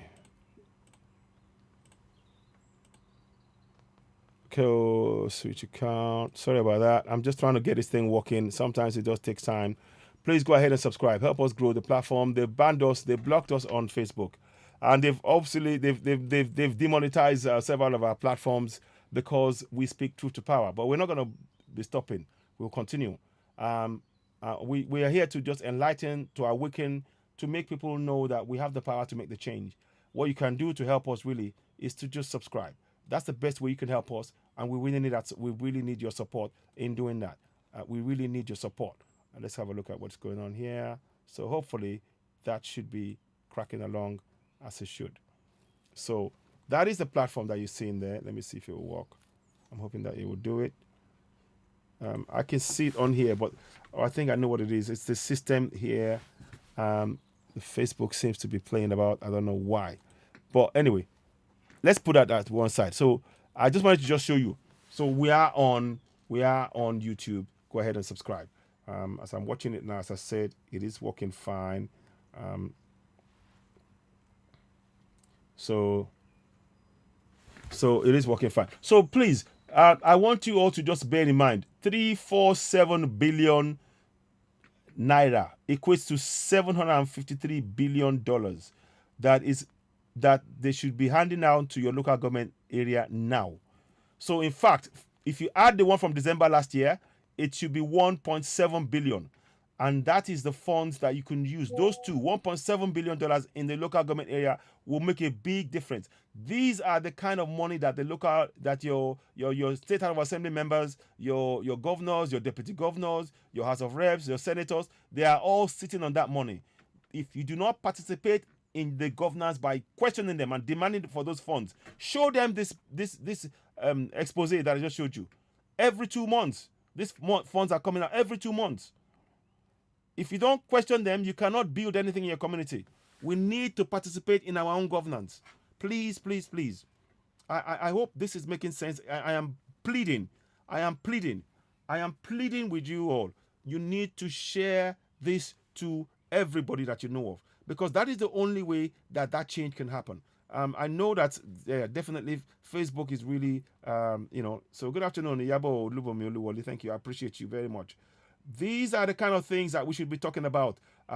We need to be making our people aware. You see, those in power, they don't want you to know what I'm telling you. They don't want you to know it. They don't want you to know it. They want you to just remain in darkness. And we are trying to wake you up to say, no. You have certain powers that you can use, but you can only use it within each community when you work collectively together. So please, please, please, I urge you, do not ignore this statement. Don't forget to subscribe to us on YouTube. You're watching Citizen AY, the platform where we speak truth to power. Go ahead and subscribe to Backup Channel. And of course, the Citizen AY channel is actually down at the minute. Well, not down. It's being blocked by Facebook. But like that page as well. And of course, help us, whatever. If you want to give donations in terms of stars on YouTube and on Facebook, we welcome that as well. But the best way you can help us is to subscribe, because we need the information to reach as many people as possible. So help us grow the platform. We appreciate you. So again, let's go back again. So then what I want to talk about now is this, the issue of, we're now going to talk about Ekweremadu. Now, we're going to read the story a little bit more. And then we'll probably come back and touch on the other ones as well.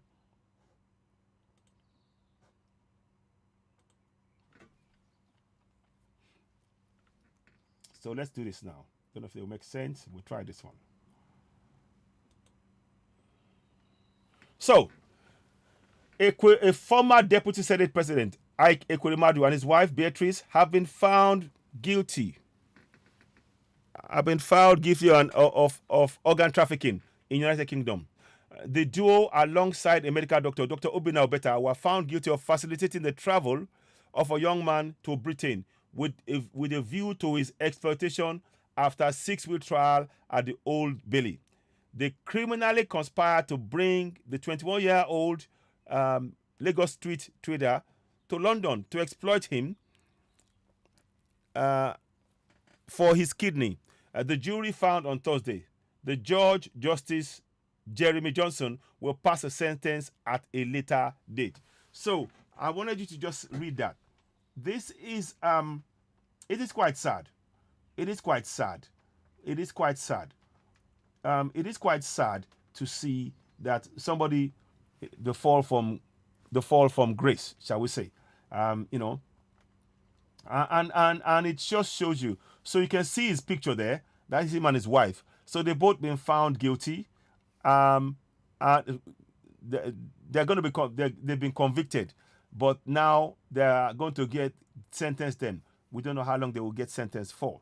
Now, what you would hope for is that this kind of thing would happen in Nigeria, but it won't. But it won't happen in Nigeria. That's another problem.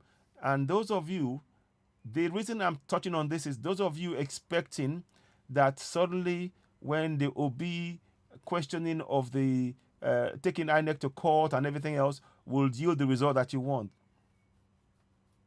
I'm sorry to say, Nigeria is not a democracy.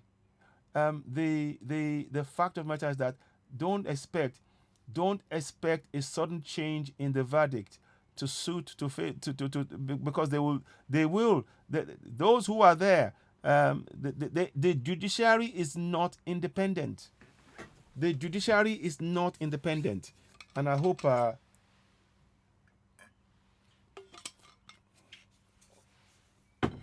those of you who are watching can read meaning into what I'm saying. In the democracy here, nobody's above the law. It doesn't matter how big you are. If you do something wrong, you will get the justice that you deserve. You will get the sentence you deserve. In this case, that's what they're getting.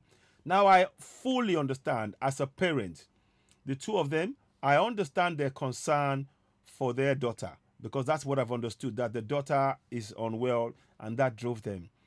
But the manner in which they went about it, nonetheless, according to the laws of UK, is wrong.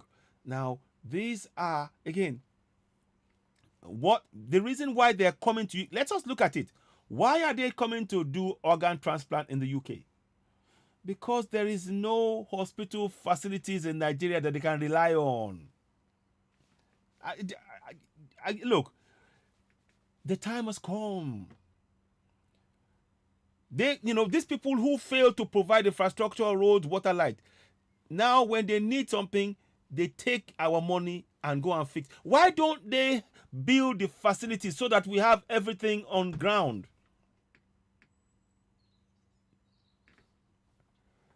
I don't know how you see it, though. I don't know how you see it.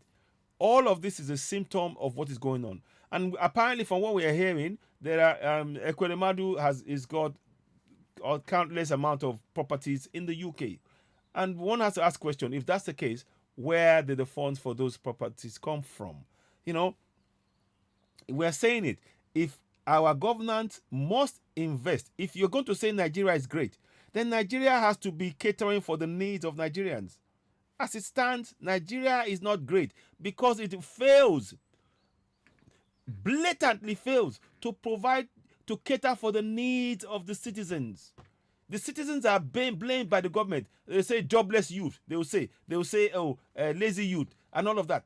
But the government failed to provide the infrastructure or maintain it. These are things that we must say to ourselves. And we're saying this in a way for us to understand why those of us going for Yoruba Nation. But let me be very clear. Everything I'm saying now, my route, my direction is Yoruba Nation. And in exposing all of the flaws within the current Nigerian nation, the hope is that many who are still believing in one Nigeria will see that one Nigeria has failed to such an extent that their future and the future of the coming generations will never be better under Nigeria, but will be under Yoruba nation, because these are the kind of things that will be addressed, in Yoruba nation. In Yoruba nation, people will be held to account. Everybody, your voice will count, and we are trying to encourage our citizens to start participating in their governance now, so that they get used to do that when we get to Yoruba nation and Biafra nation and Middle Belt. Because right now, the government, they're going to do healthcare. Anything to do with healthcare is outside the country. That is not a great nation. That is not a great nation. That is a nation that has enslaved its own people. Our people are effectively slaves. Do you know that the doctors and the nurses, they get one of the doctors did a program whereby he exposed how they were being used like slaves effectively. They couldn't do anything. They had no voice because they're in a foreign land.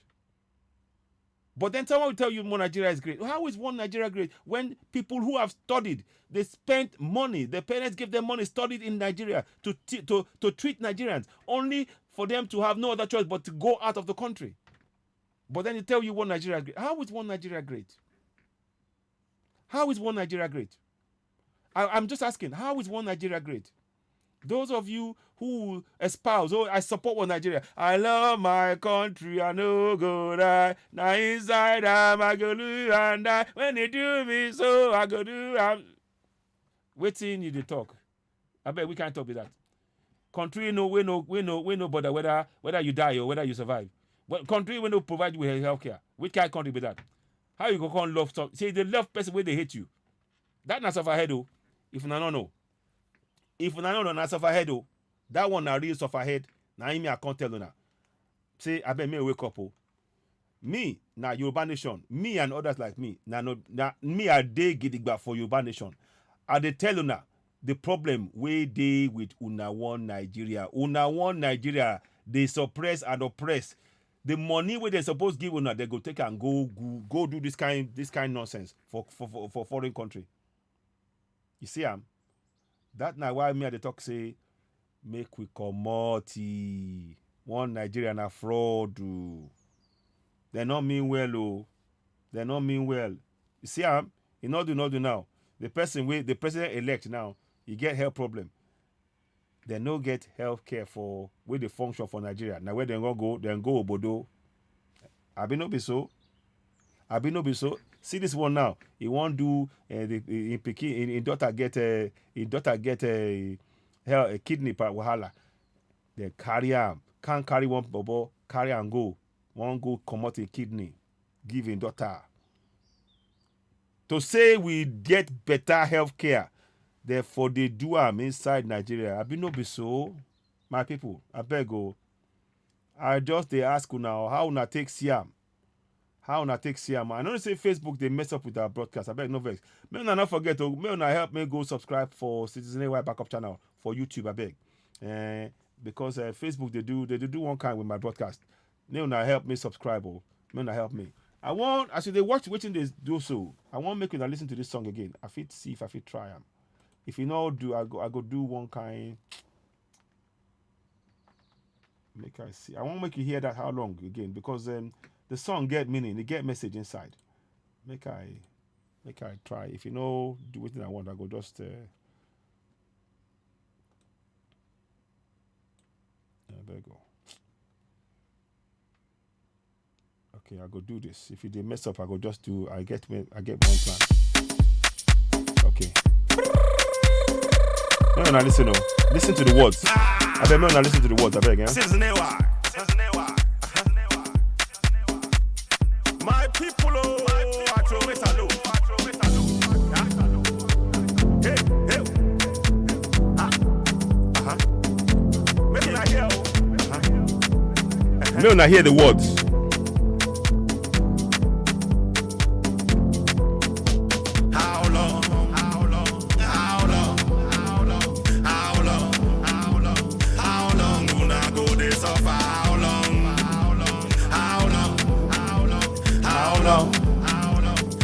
How long una go dey suffer? How long? How long? How long? How long una go dey suffer? How long? Oh, how long? How long? How long una go dey suffer? My people, we don tire inside Nigeria. Na slave camp we dey oh. Na so my people, we don tire for the country where them dey call Nigeria. Na slave camp oh. The time don knack where we suppose stand up for our rights oh. Stand up for our rights oh. The time don knack where we suppose stand up oh for our rights oh. For self-determination. How long? How long? How long? How long? How long? How long? How long una go dey suffer? How long? How long? How long? How long? How long? How long? How long una go dey suffer? How long? How long? How long? How long? How long? How long? How long una go dey suffer? How long? Oh, how long? How long? How long? How long? How long una go dey suffer? Abdul Salam na fake man. Na him put that yeah constitution for your head yo. Abdul Salam na fake man. Na military man come tell una say una get constitution. No be lie. Na lie oh, na fake, na fraud oh. That yeah constitution. Na him dem dey claim close to na eye oh. Make una wake up, make una wake up oh. How long? How long? How long? How long una go dey suffer? How long? How long? How long? How long una go dey suffer? How long? How long? How long? How long una go dey suffer? How long? Oh, how long? How long? How long una go dey suffer? My people, I want make una know say oh, self-determination oh, na your right oh. Confirm. My people, I want make una know say oh, self-determination na your right oh. Confirm. You must fight for your right. You must stand for your right. You must get up, stand up. You must tell your people for your village, for your town, for your city, any inside country where you dey oh. Yes, sir. Atiku, Emilokan, or Peter Obi no be the solution. Lie, lie. Na the solution, na him be the solution. Make una wake up, make una wake up. May una wake up. Time don knack. You be Yoruba man, you be Biafran. I want make una know say self-determination na your right you. How long? How long? How long? How long una go dey suffer? How long? How long? How long? How long una go dey suffer? How long? How long? How long? How long una go dey suffer? How long? Oh, how long? How long? How long una go dey suffer? Yoruba land na your land yo. Middle belt na your land yo. Hausa land na your land yo. Biafra land na your land yo. No be Nigeria. No be Nigeria. No be Nigeria. No be Nigeria. La la la la oh.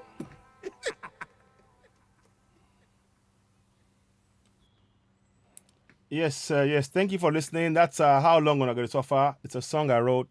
I put this. I put the picture of the Ekweremadu and the wife there to highlight that we are all suffering from the hands of those who are supposed to be taking care of us, and the funds that are meant to be fixing our roads and things.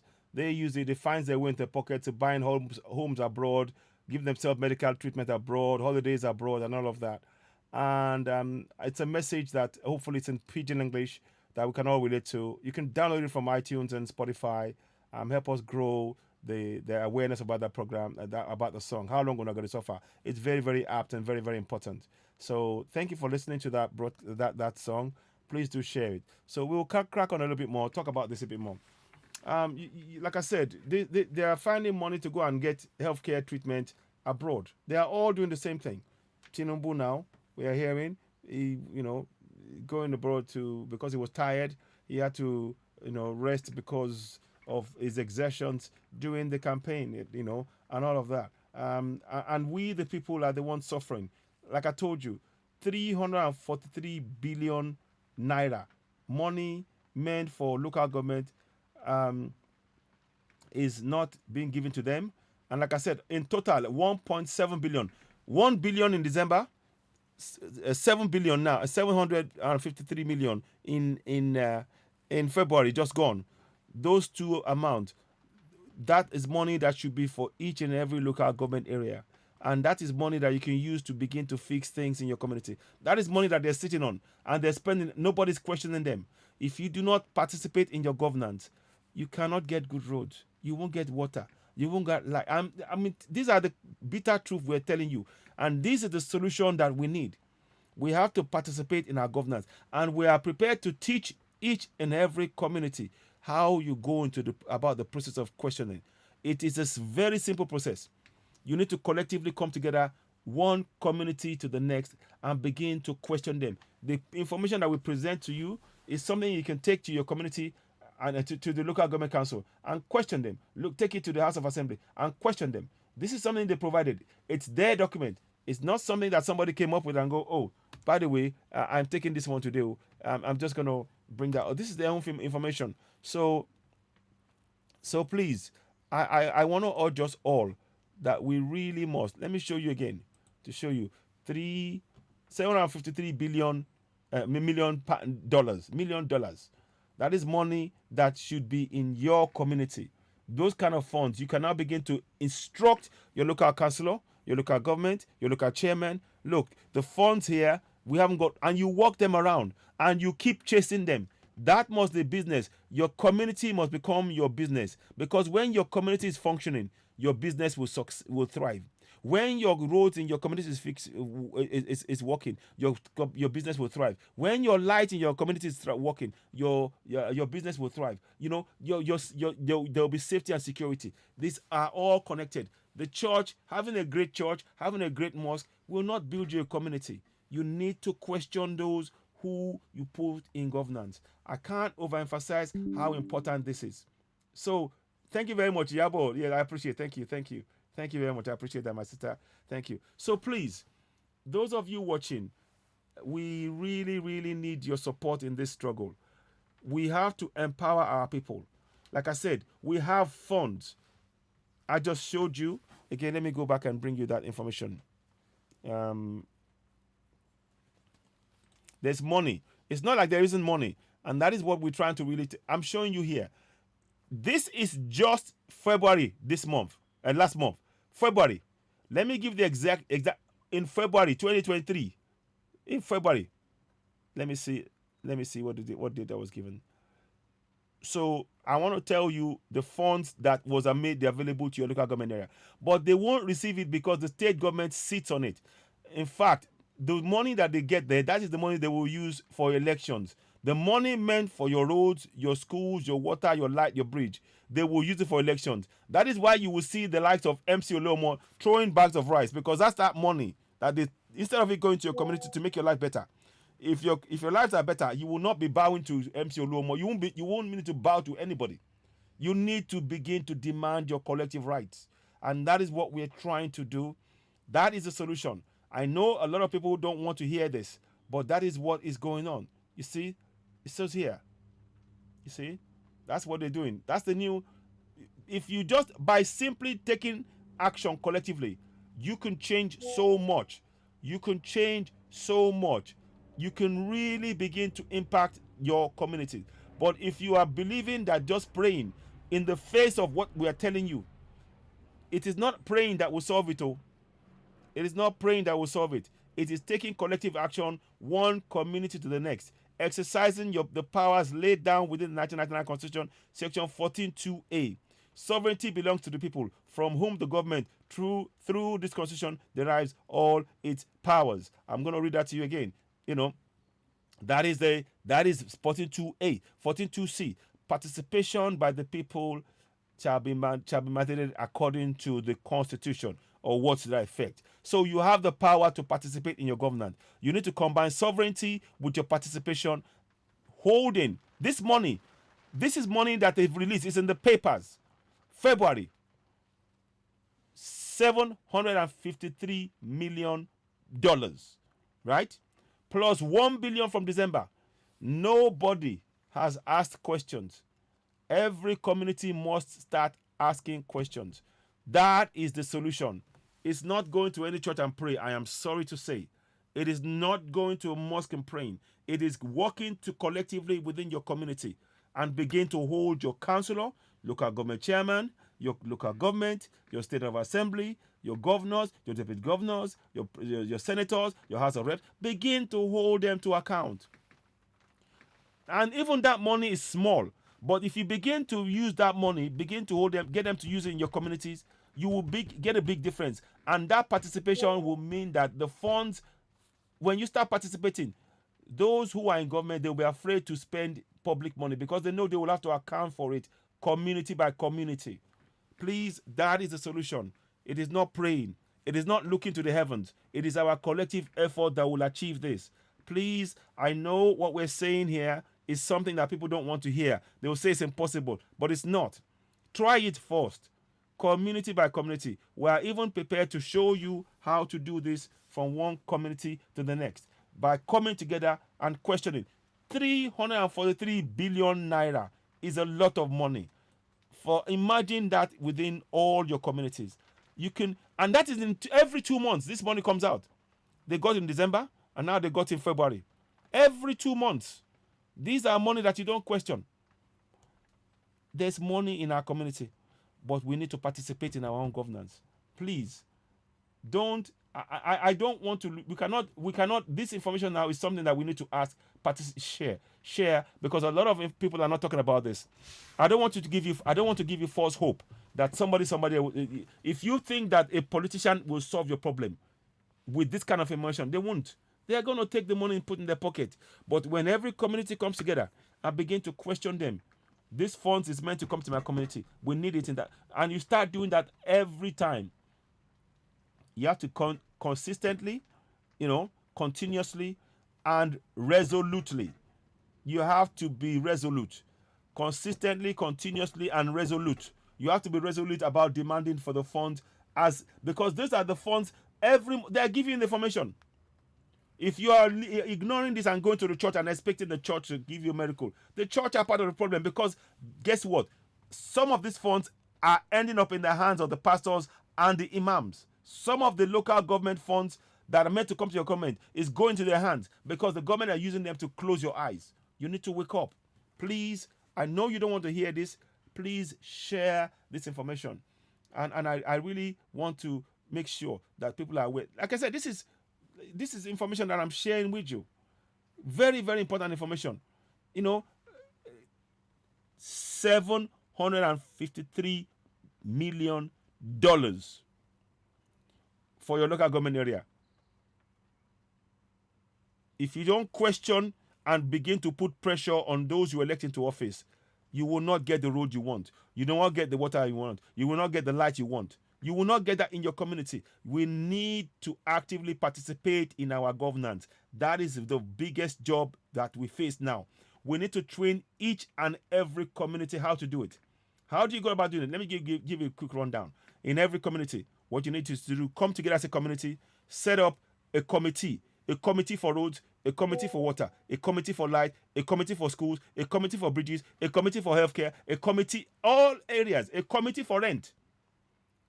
And now you assign yourselves 2 to 3 or minimum of 2 to 3 members on each of your committees, subcommittees.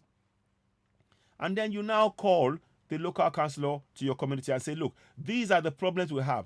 And members of the committee will now talk about each of the problems. So the committee for roads, all the committee members will line up, speak to the local councillor, walk them through. and we need our road fixed because we are the ones paying your wages. We need to talk through this. And any community that wants to get this done, we urge you, we can show this live on Zoom, or we can even talk you through how to do it. But it is trying to show you that you have the power. You have the power to free yourselves. It's not about praying. It's about taking collective action to free yourself. I don't believe that just waiting and going to pray.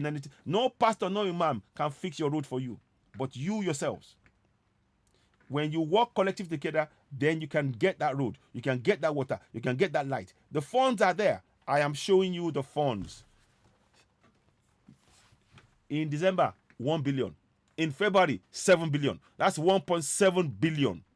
1.75 billion dollars that all local communities are being denied access to by the state government, by the House of Assembly, by the House of Assembly members. You need to participate and hold them to account. That is too much money. Did you just hear me? $1.7 billion just in the space of 2 months. In December, they got 1 billion. In February, they got 7 billion. That's 1.7 billion. I kid you not. You are seeing the evidence. Everything highlighted in blue here. Everything in blue here is showing you the payment to the local government that the state government are sitting on. They are sitting on it.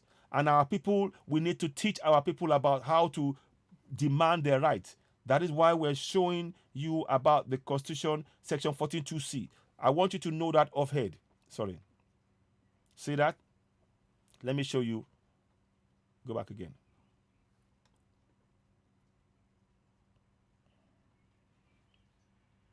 The ones in blue will come up. Those are where the funds that they paid. But the state government are sitting on that fund. But because you are not participating in your governance, that fund will not come to you until you start participating collectively. And the only way you can receive that fund is when you collectively begin to hold them to account. Your local councillor, yeah, we know this money was paid. We need that fund. So you put the pressure on local councillor, you put the pressure on local government, chairman, you put it on local government, and then the two of them, you then go straight to your House of Assembly, and you bring this publication, and you show them, this is the funds meant for us. With that, those funds have not been released. You must release it. And they cannot make any excuses. Those funds must be released. And then you chase once you get the funds, you keep an eye on what the local council are doing and make sure that they fix the roads. The funds have come out. Do you have a lot of work to do? If you want good roads, you need to work collectively together because it will be a collective benefit for you all. We have to stop this thinking that they've conditioned us to believe that we are powerless. You have the power. You need to exercise that power. We are here to try and encourage you to exercise that power consistently, continuously, and relentlessly. You know? So we need that to change our mindset. Our mindset has been corrupted to believe that it's only prayers that will solve this. Fine if you want to pray. Don't spend more than 2 hours on prayer. Spend 10 hours plus on making sure that your community has the things that will benefit you all collectively. Like I said, just on the roads alone, do you know how much money you will save when the roads are good? When the roads are good, your tires will not be wearing out so quickly. Your exhaust will not be damaging so often. Your shock absorber will not be changed so often. So this has a direct impact on your pocket by working collectively together. You need to start viewing things from that point of view. We are trying to really, awaken our mindset, and don't be afraid. When we stand together as a community, we can achieve it. I'll come back and do another show about this. But everything we're doing, we're showing you things that are happening. $1.7 billion. Local government money is in the hands of the state government. It's people, we really need to wake up. These guys are swimming in money. There is no point in us abroad sending money home. You have more than enough in there. $753 million. That is funds that it is your right. It is money that belongs to your community. And if you look the other way, they will take it. It's money that belongs to your community. You watching me, please share it. Share this information. Subscribe to Citizen AY, the platform where we speak truth to power. Let me show you again at the beginning. Show you. Allocation in February.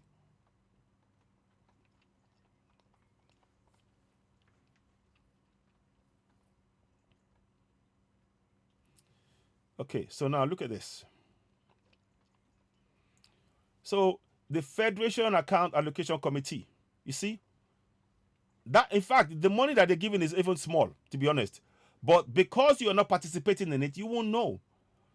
It's when you start participating, you can start demanding more. Hang on, this is if you haven't got enough roads, those funds, we need that because they might be even getting the state might be paid.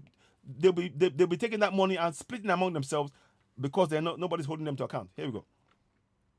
So now here we go like this now.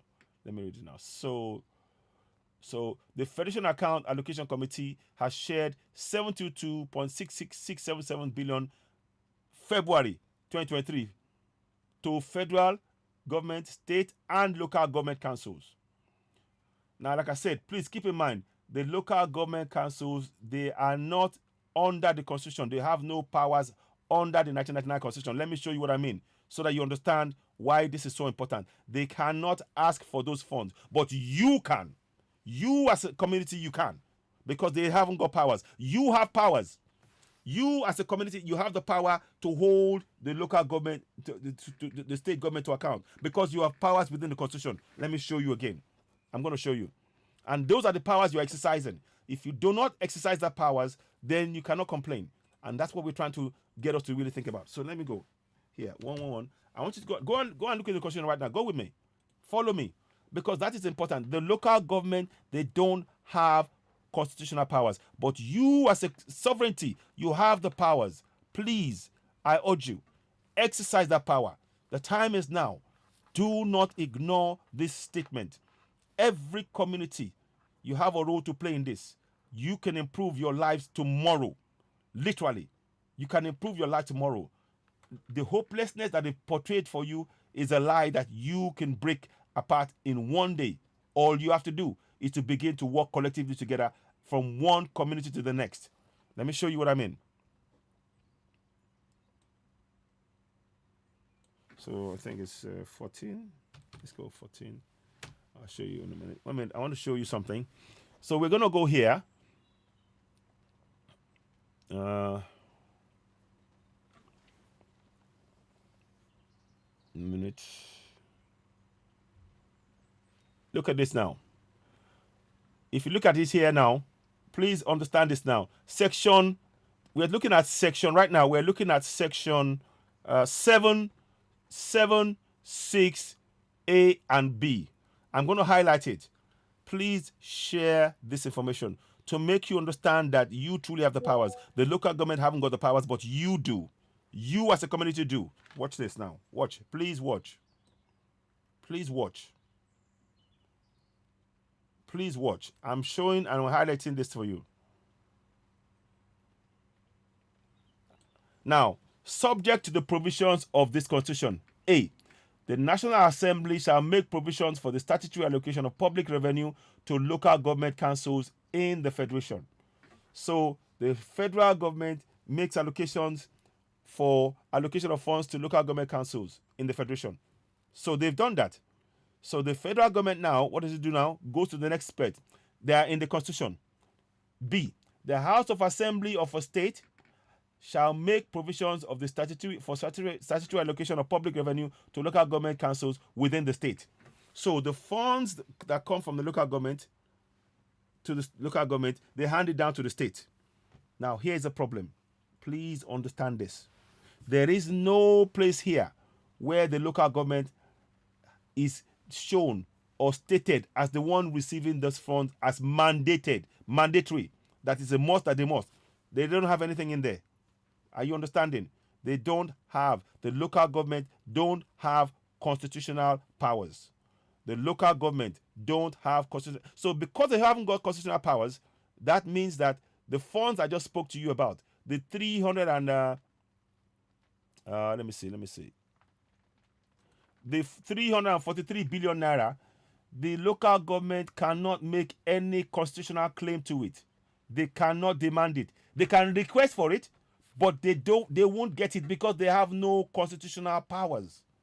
They have no constitutional powers. Please understand that. This is really important. And you watching, as a community, you have the power. We're trying to wake you up I am telling you, you have the powers. You can make a change collectively. Please don't ignore this message. Please. Now, let's go and show you the next bit. So now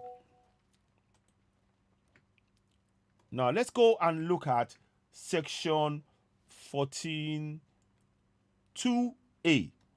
You notice now that the local government has no powers within this constitution, but you do. And that's what I really want you to understand. I've shown it before, but I'm going to show you within the constitution, the same constitution. These are the things you need to understand.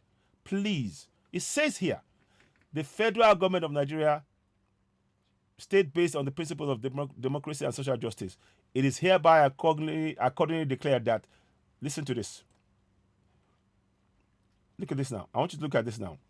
Please listen to the words. Listen to the words. Listen to the words. Listen. Please listen. Sovereignty belongs to the people of Nigeria, from whom the government, through this constitution, derives all its powers and authority. So that means that we, the people, apart from the local, you see, they mentioned in the constitution that the state will allocate. They mentioned that the federal government will allocate. But there's nowhere mentioned that the local government would receive and allocate the money. But here, we as a community, that's why your community is very important. You have the power, sovereignty. You see, when you stand as a community,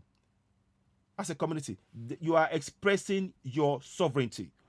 And it is guaranteed within the constitution. This is why you need to know this as a power that you have from one community to the next. Please, I am asking you, share this message. Please, please, please. Very important message. I want you to understand that within the constitution, the local government has no constitutional powers. You as a community, you have powers to instruct the local government to do your bidding, because sovereignty belongs to you. That is why you need to demonstrate that sovereignty exercise as a community. It is a must. It is a must. It is a must. Now, so that's section number, that's one part of the equation. So now you now understand that you have a sovereignty and it's within the constitution. And that's the power. That is where you derive the power. The local government, they have no constitutional powers as we speak. Now we know that apparently Buhari is trying to sign the powers for local government to have powers. But even if they do, I will suggest to you that you continue to exercise this power, because they are simply arms of government that are working for you. You still have the power to continue to hold them to account. So don't relax. You cannot relent. Please, please, please. I hope this is making sense. This is really, really important. Now, the second part I want you to look at, we're going to leave the security and welfare of the people shall be primary purpose of government. That is, but that's not your responsibility. It's the government. This is the bit I want you to look at here. This is one you need to remember. And I want you to think about this as you're remembering the $1.7 billion that the state government are sitting on. The participation by the people in their government shall be ensured in accordance with the provisions of this constitution. That means that the fact that the people are mentioned here to participate in the governance. So you have the power to participate in your own governance. You participate by what? Holding them to account. So now, because the local government is not able to demand for the funds, the $1.7 billion, it is your job. It is your job as a community to come together and ensure that those funds are coming into your community and they are using it for the things you need to do. So you have a lot of work to do. Do you see what I mean now? Does that make any sense to you all? It is very important. I'm going to come and explain this in Yoruba as well. People often get afraid when we talk about this, but you don't need to be afraid, because it is stated clearly within the Constitution. Those are the powers that are within the Constitution. It's not something I imagined. Remember, it's highlighted. What I'm showing you is within your Constitution, and you only have to come together to exercise it. Please, please, please. This is of immense, immense importance. You don't need to. You can go and pray in the church if you want to. That's fine. But this is the most important thing. If you're going to pray, take 2 hours. If you're going to pray in the mosque if you want to, what you need above all else is everyone in the community to know the power that you possess. That even your local government council, they don't have that power. They don't have that power. You do. And you need to exercise that power. That is the only solution to the problem, to the lack of infrastructure in your community. You need to really begin to wake up community by community. Please, when you get this message, share it, let it reach more and more people, because this is so fundamental. The future of the coming generation depends on the actions that we take collectively. Please, please, please, I urge you, do not ignore this message. Hold on to this. Share this message, because it is really, really key. The local government, like I told you, they have no constitutional powers. You as a community, you have constitutional powers, because it says sovereignty belongs to the people of Nigeria, from whom the government through this constitution derives all its powers and authority. So what makes up Nigeria? Let me explain. What makes up Nigeria?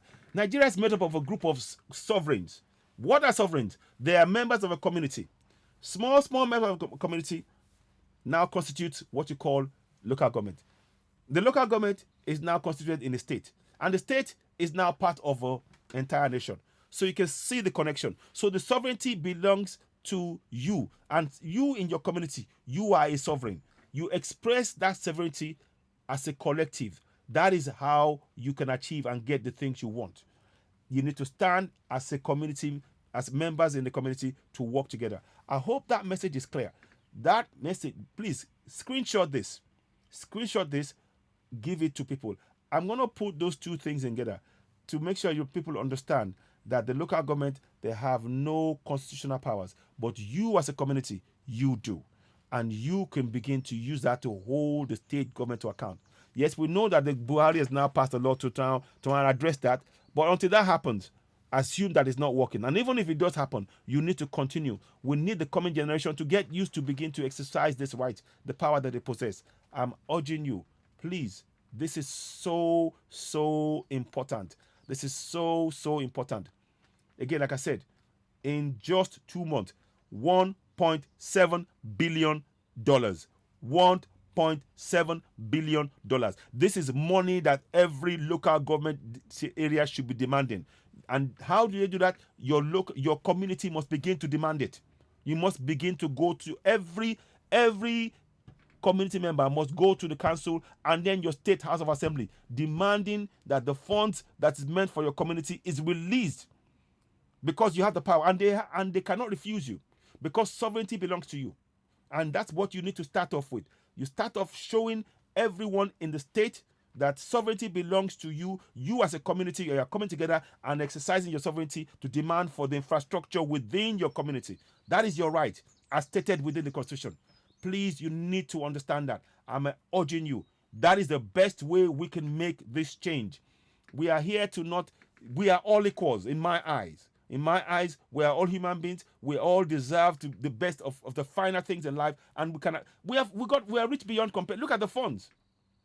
$1.7 billion. That's a lot of money. Looking away from it and just praying, that's nonsense. If we continue to pray and we do not address this, I'm sorry, I cannot look away. If we continue to just pray endlessly and not begin to hold they give those money to account to make sure it's released to your community, then you're wasting your energy. You're wasting your energies. You need to use your energy to achieve the things that will benefit you collectively. And we have the opportunity to exercise that now from one community to the next. This is a message that must reach everybody. Please share this message, because we know we have the problems. We know we have a myriad of problems. But when you start fixing one community to the next, it will change. You will change your government. The government has brainwashed us long enough. Now we have the opportunity now to release ourselves by one community to the next. It is time for us to do it.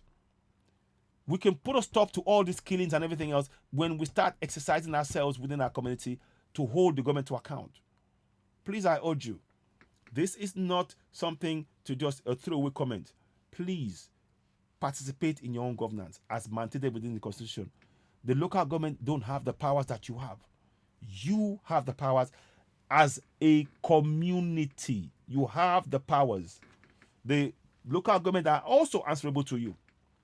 The local government, the state house of assembly, the house of assembly, they are all your servants. Everybody in government, they are all your servants. They are answerable to you. You need to express your sovereignty as a community. So I will keep saying that. Don't let anybody tell you otherwise. The funds that are there now, how many years nobody has questioned them. The funds have come and gone, and those people have sat on it. So they've gone used to stealing the money from you. It's like stealing candy from a child. It's time you get up as a community. Now, in 2 months, $1.7 billion. That's not peanut, oh. That's not peanuts, my people. You know. So please, when you start doing that, the likes of by doing what you're doing now, the likes of MC Oluomo will not be able to come and throw you bags of rice. I mean, a kilo of rice, a kilo of gari, because now you are holding the money that is meant for your schools, for your bridges, for your water, for your light, for your hospitals. That's the money that the likes of MC Oluomo and the pastors are spending, because that's what the money they give them. If you do not ask them, if you do not start asking your local government and your house of your state house of assembly and your governors for this money, the money will continue to go into the hands of like the likes of MC Oluomo, the likes of the pastors, the likes of the imams, because that they get a cut in this money, and your community will continue to be impoverished. It's time to make a change. You have the powers. We are explaining it to you. We are going to continue to talk about this, and I'm hoping that from one community to the next, we can wake up. Let me just pause there for a second. I'm going to have a bit of a drink. Ladies and gentlemen, please do share this broadcast, because you can see it has really key information. It has really key, powerful information that every community should have, so that we can begin to really free ourselves, so that we can really build a better future for the coming generation. So, and when we start exercising this right, I guarantee you, the next thing it will take us is that when we start participating in our governance, we will see the flaws within this constitution that will lead us to only one conclusion, and that is that a referendum must take place. That is why, you see, me just telling you that, oh, we need a referendum, it will not make any sense to many in the community. But when they start exercising their powers and they start demanding for the funds, they start seeing that their actions has an impact on their governance. They will now continue that process to hold the government to account. And once they see that the government is using fraud to defraud them, they will say, right, okay, I'm exercising my sovereignty. We want to go on our own. They will be doing it from one community to the next. I promise you. That is what we are now. That's where we're trying to go. So please, those of you seeing me now, don't for 1 minute think that I'm talking about I'm supporting Nigeria. No.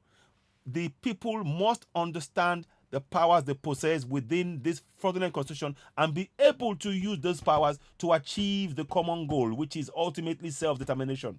But it first starts with having the infrastructure in place. I hope this makes sense. Somebody's trying to call me. Oh, I don't know what I don't want to do. So 1 second, please. I don't want to take that call. I want to take that now. No, please call the other line. I'm not taking calls on this one here. You have to call the other line. Please, anybody calling on. If you want to call in on +4473 7399582 That's a call. I'm not taking calls on this one. So I'm going to tell you, sir. So 1 second. So 1 second, please. I'm just going to deal with that, as I don't want that anybody to call on that one. So call me on +44 7399582 +44 7399582 Calling on that number. The phone lines are open now if you want to call in and want to have a chat. That's where I'm only taking calls at the minute. But I don't want to mix things up. Where is it? 1 second, please. I'm just going to make sure that people... So I'm going to wrap up here. I hope you found this information beneficial. 1 second, please. Let me just make sure I get this right. Sugar. 1 second, please. Okay. So we're going to put that on. So if you want to call in, I got a few minutes. If anybody want to call in, we can call in and, we can begin to, deal with things in a way. So if you want to call in, you can call in for a few minutes if you do. If I don't hear a call, that's fine. But what I really want to do above all, I hope this is making sense. I hope this is of immense importance. So I'm going to... Who is this now? Oh, gosh. I'm on a phone call. Let me see. 1 second. Let me just... 1 second. Give me 1 second.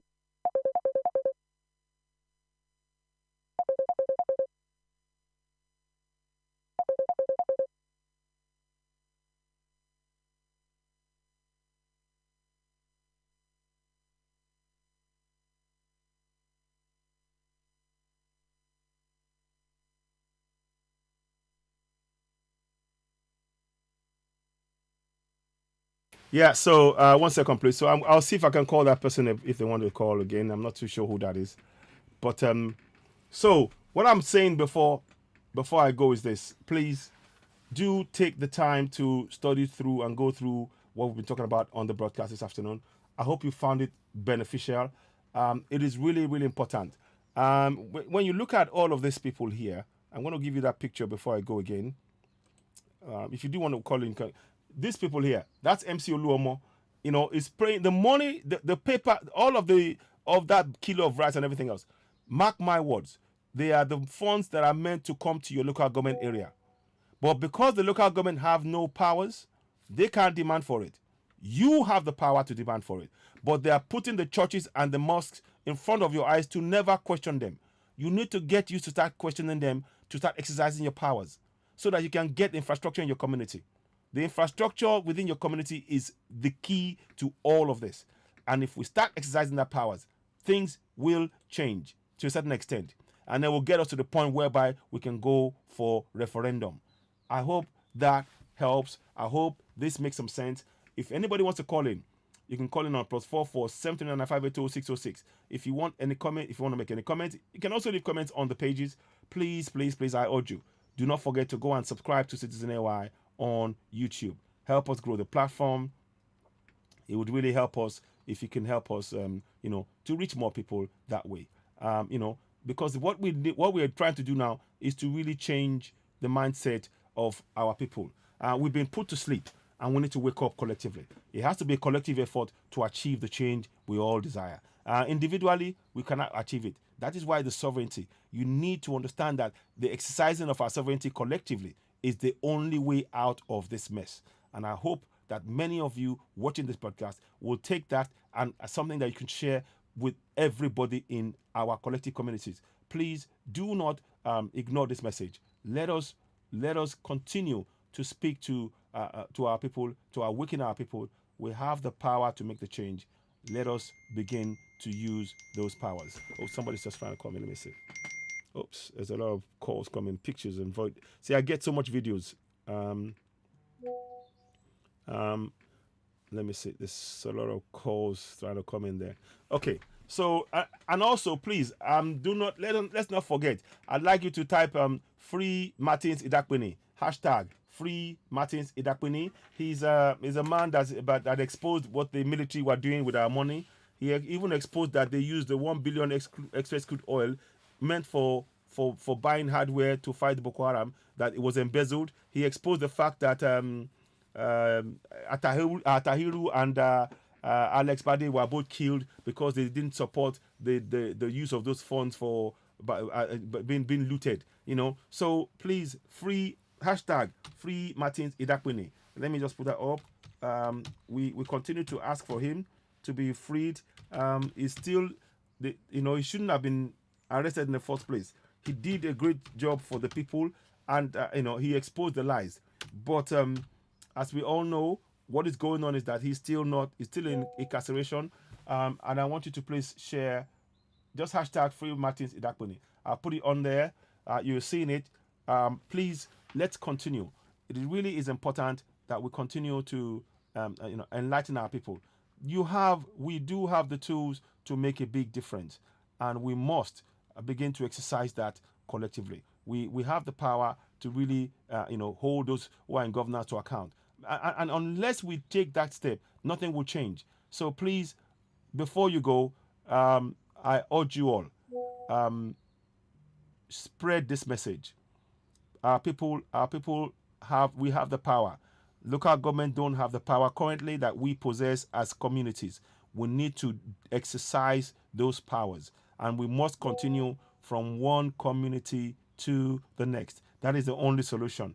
It's not going to be a job by one person. It's by all of us. Those of you watching, you owe it, make it your responsibility to share this message to communities so that every community can begin to take the action. Don't have to wait. We can all play our part in this. I'm looking straight in the camera and I'm asking you to please don't ignore this message. Make sure that this message reaches as many people as possible. Subscribe to Citizen AY backup channel on YouTube. We will come back with more updates. But we're saying again, yes, we wish Ashiwaju well. But the issue of the healthcare and the lack of health facilities in our communities is a major problem. And we want a nation. I want to be part of a nation where the president of the nation will receive the healthcare within his nation, not outside. That's what Yoruba Nation stands for. I want to be part of a nation where the people will not feel afraid of its governance, where the people will be able to hold their governance to account. But we need to start that process from where we are right now. So it's left for me to say, I want to thank you all so very much for joining us. Please do share this broadcast. Benny Imak, thank you so much. Do leave your comments if you have any questions. Don't forget, hashtag Free Martins Idakpini. We want him to be freed. He was illegally detained.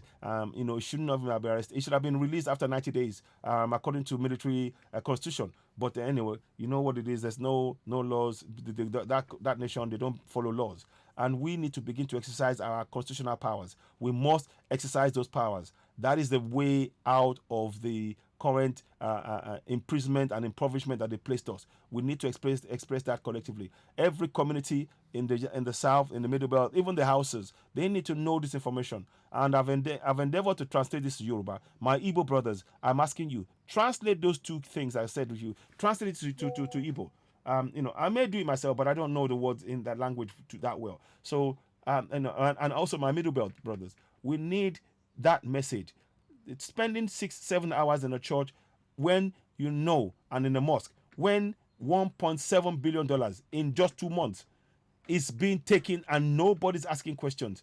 That is not going to help our community. That is the money that belongs to our collective community. We need to exercise the powers within the Constitution to hold those money hands up in their hands, to hold them to account.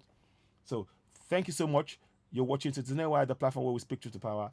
Let me see if I can play that song as an outro. And the song is simply a powerful message. Listen to the words of the song.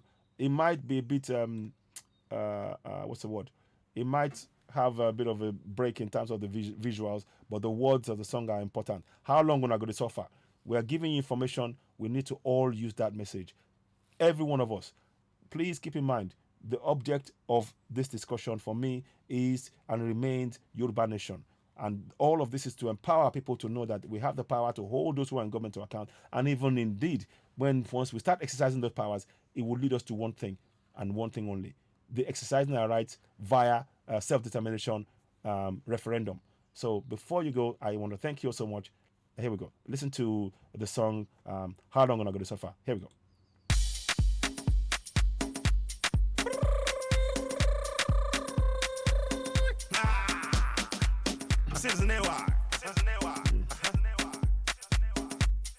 My people, I throw it alone. Hey, hey. Make me hear.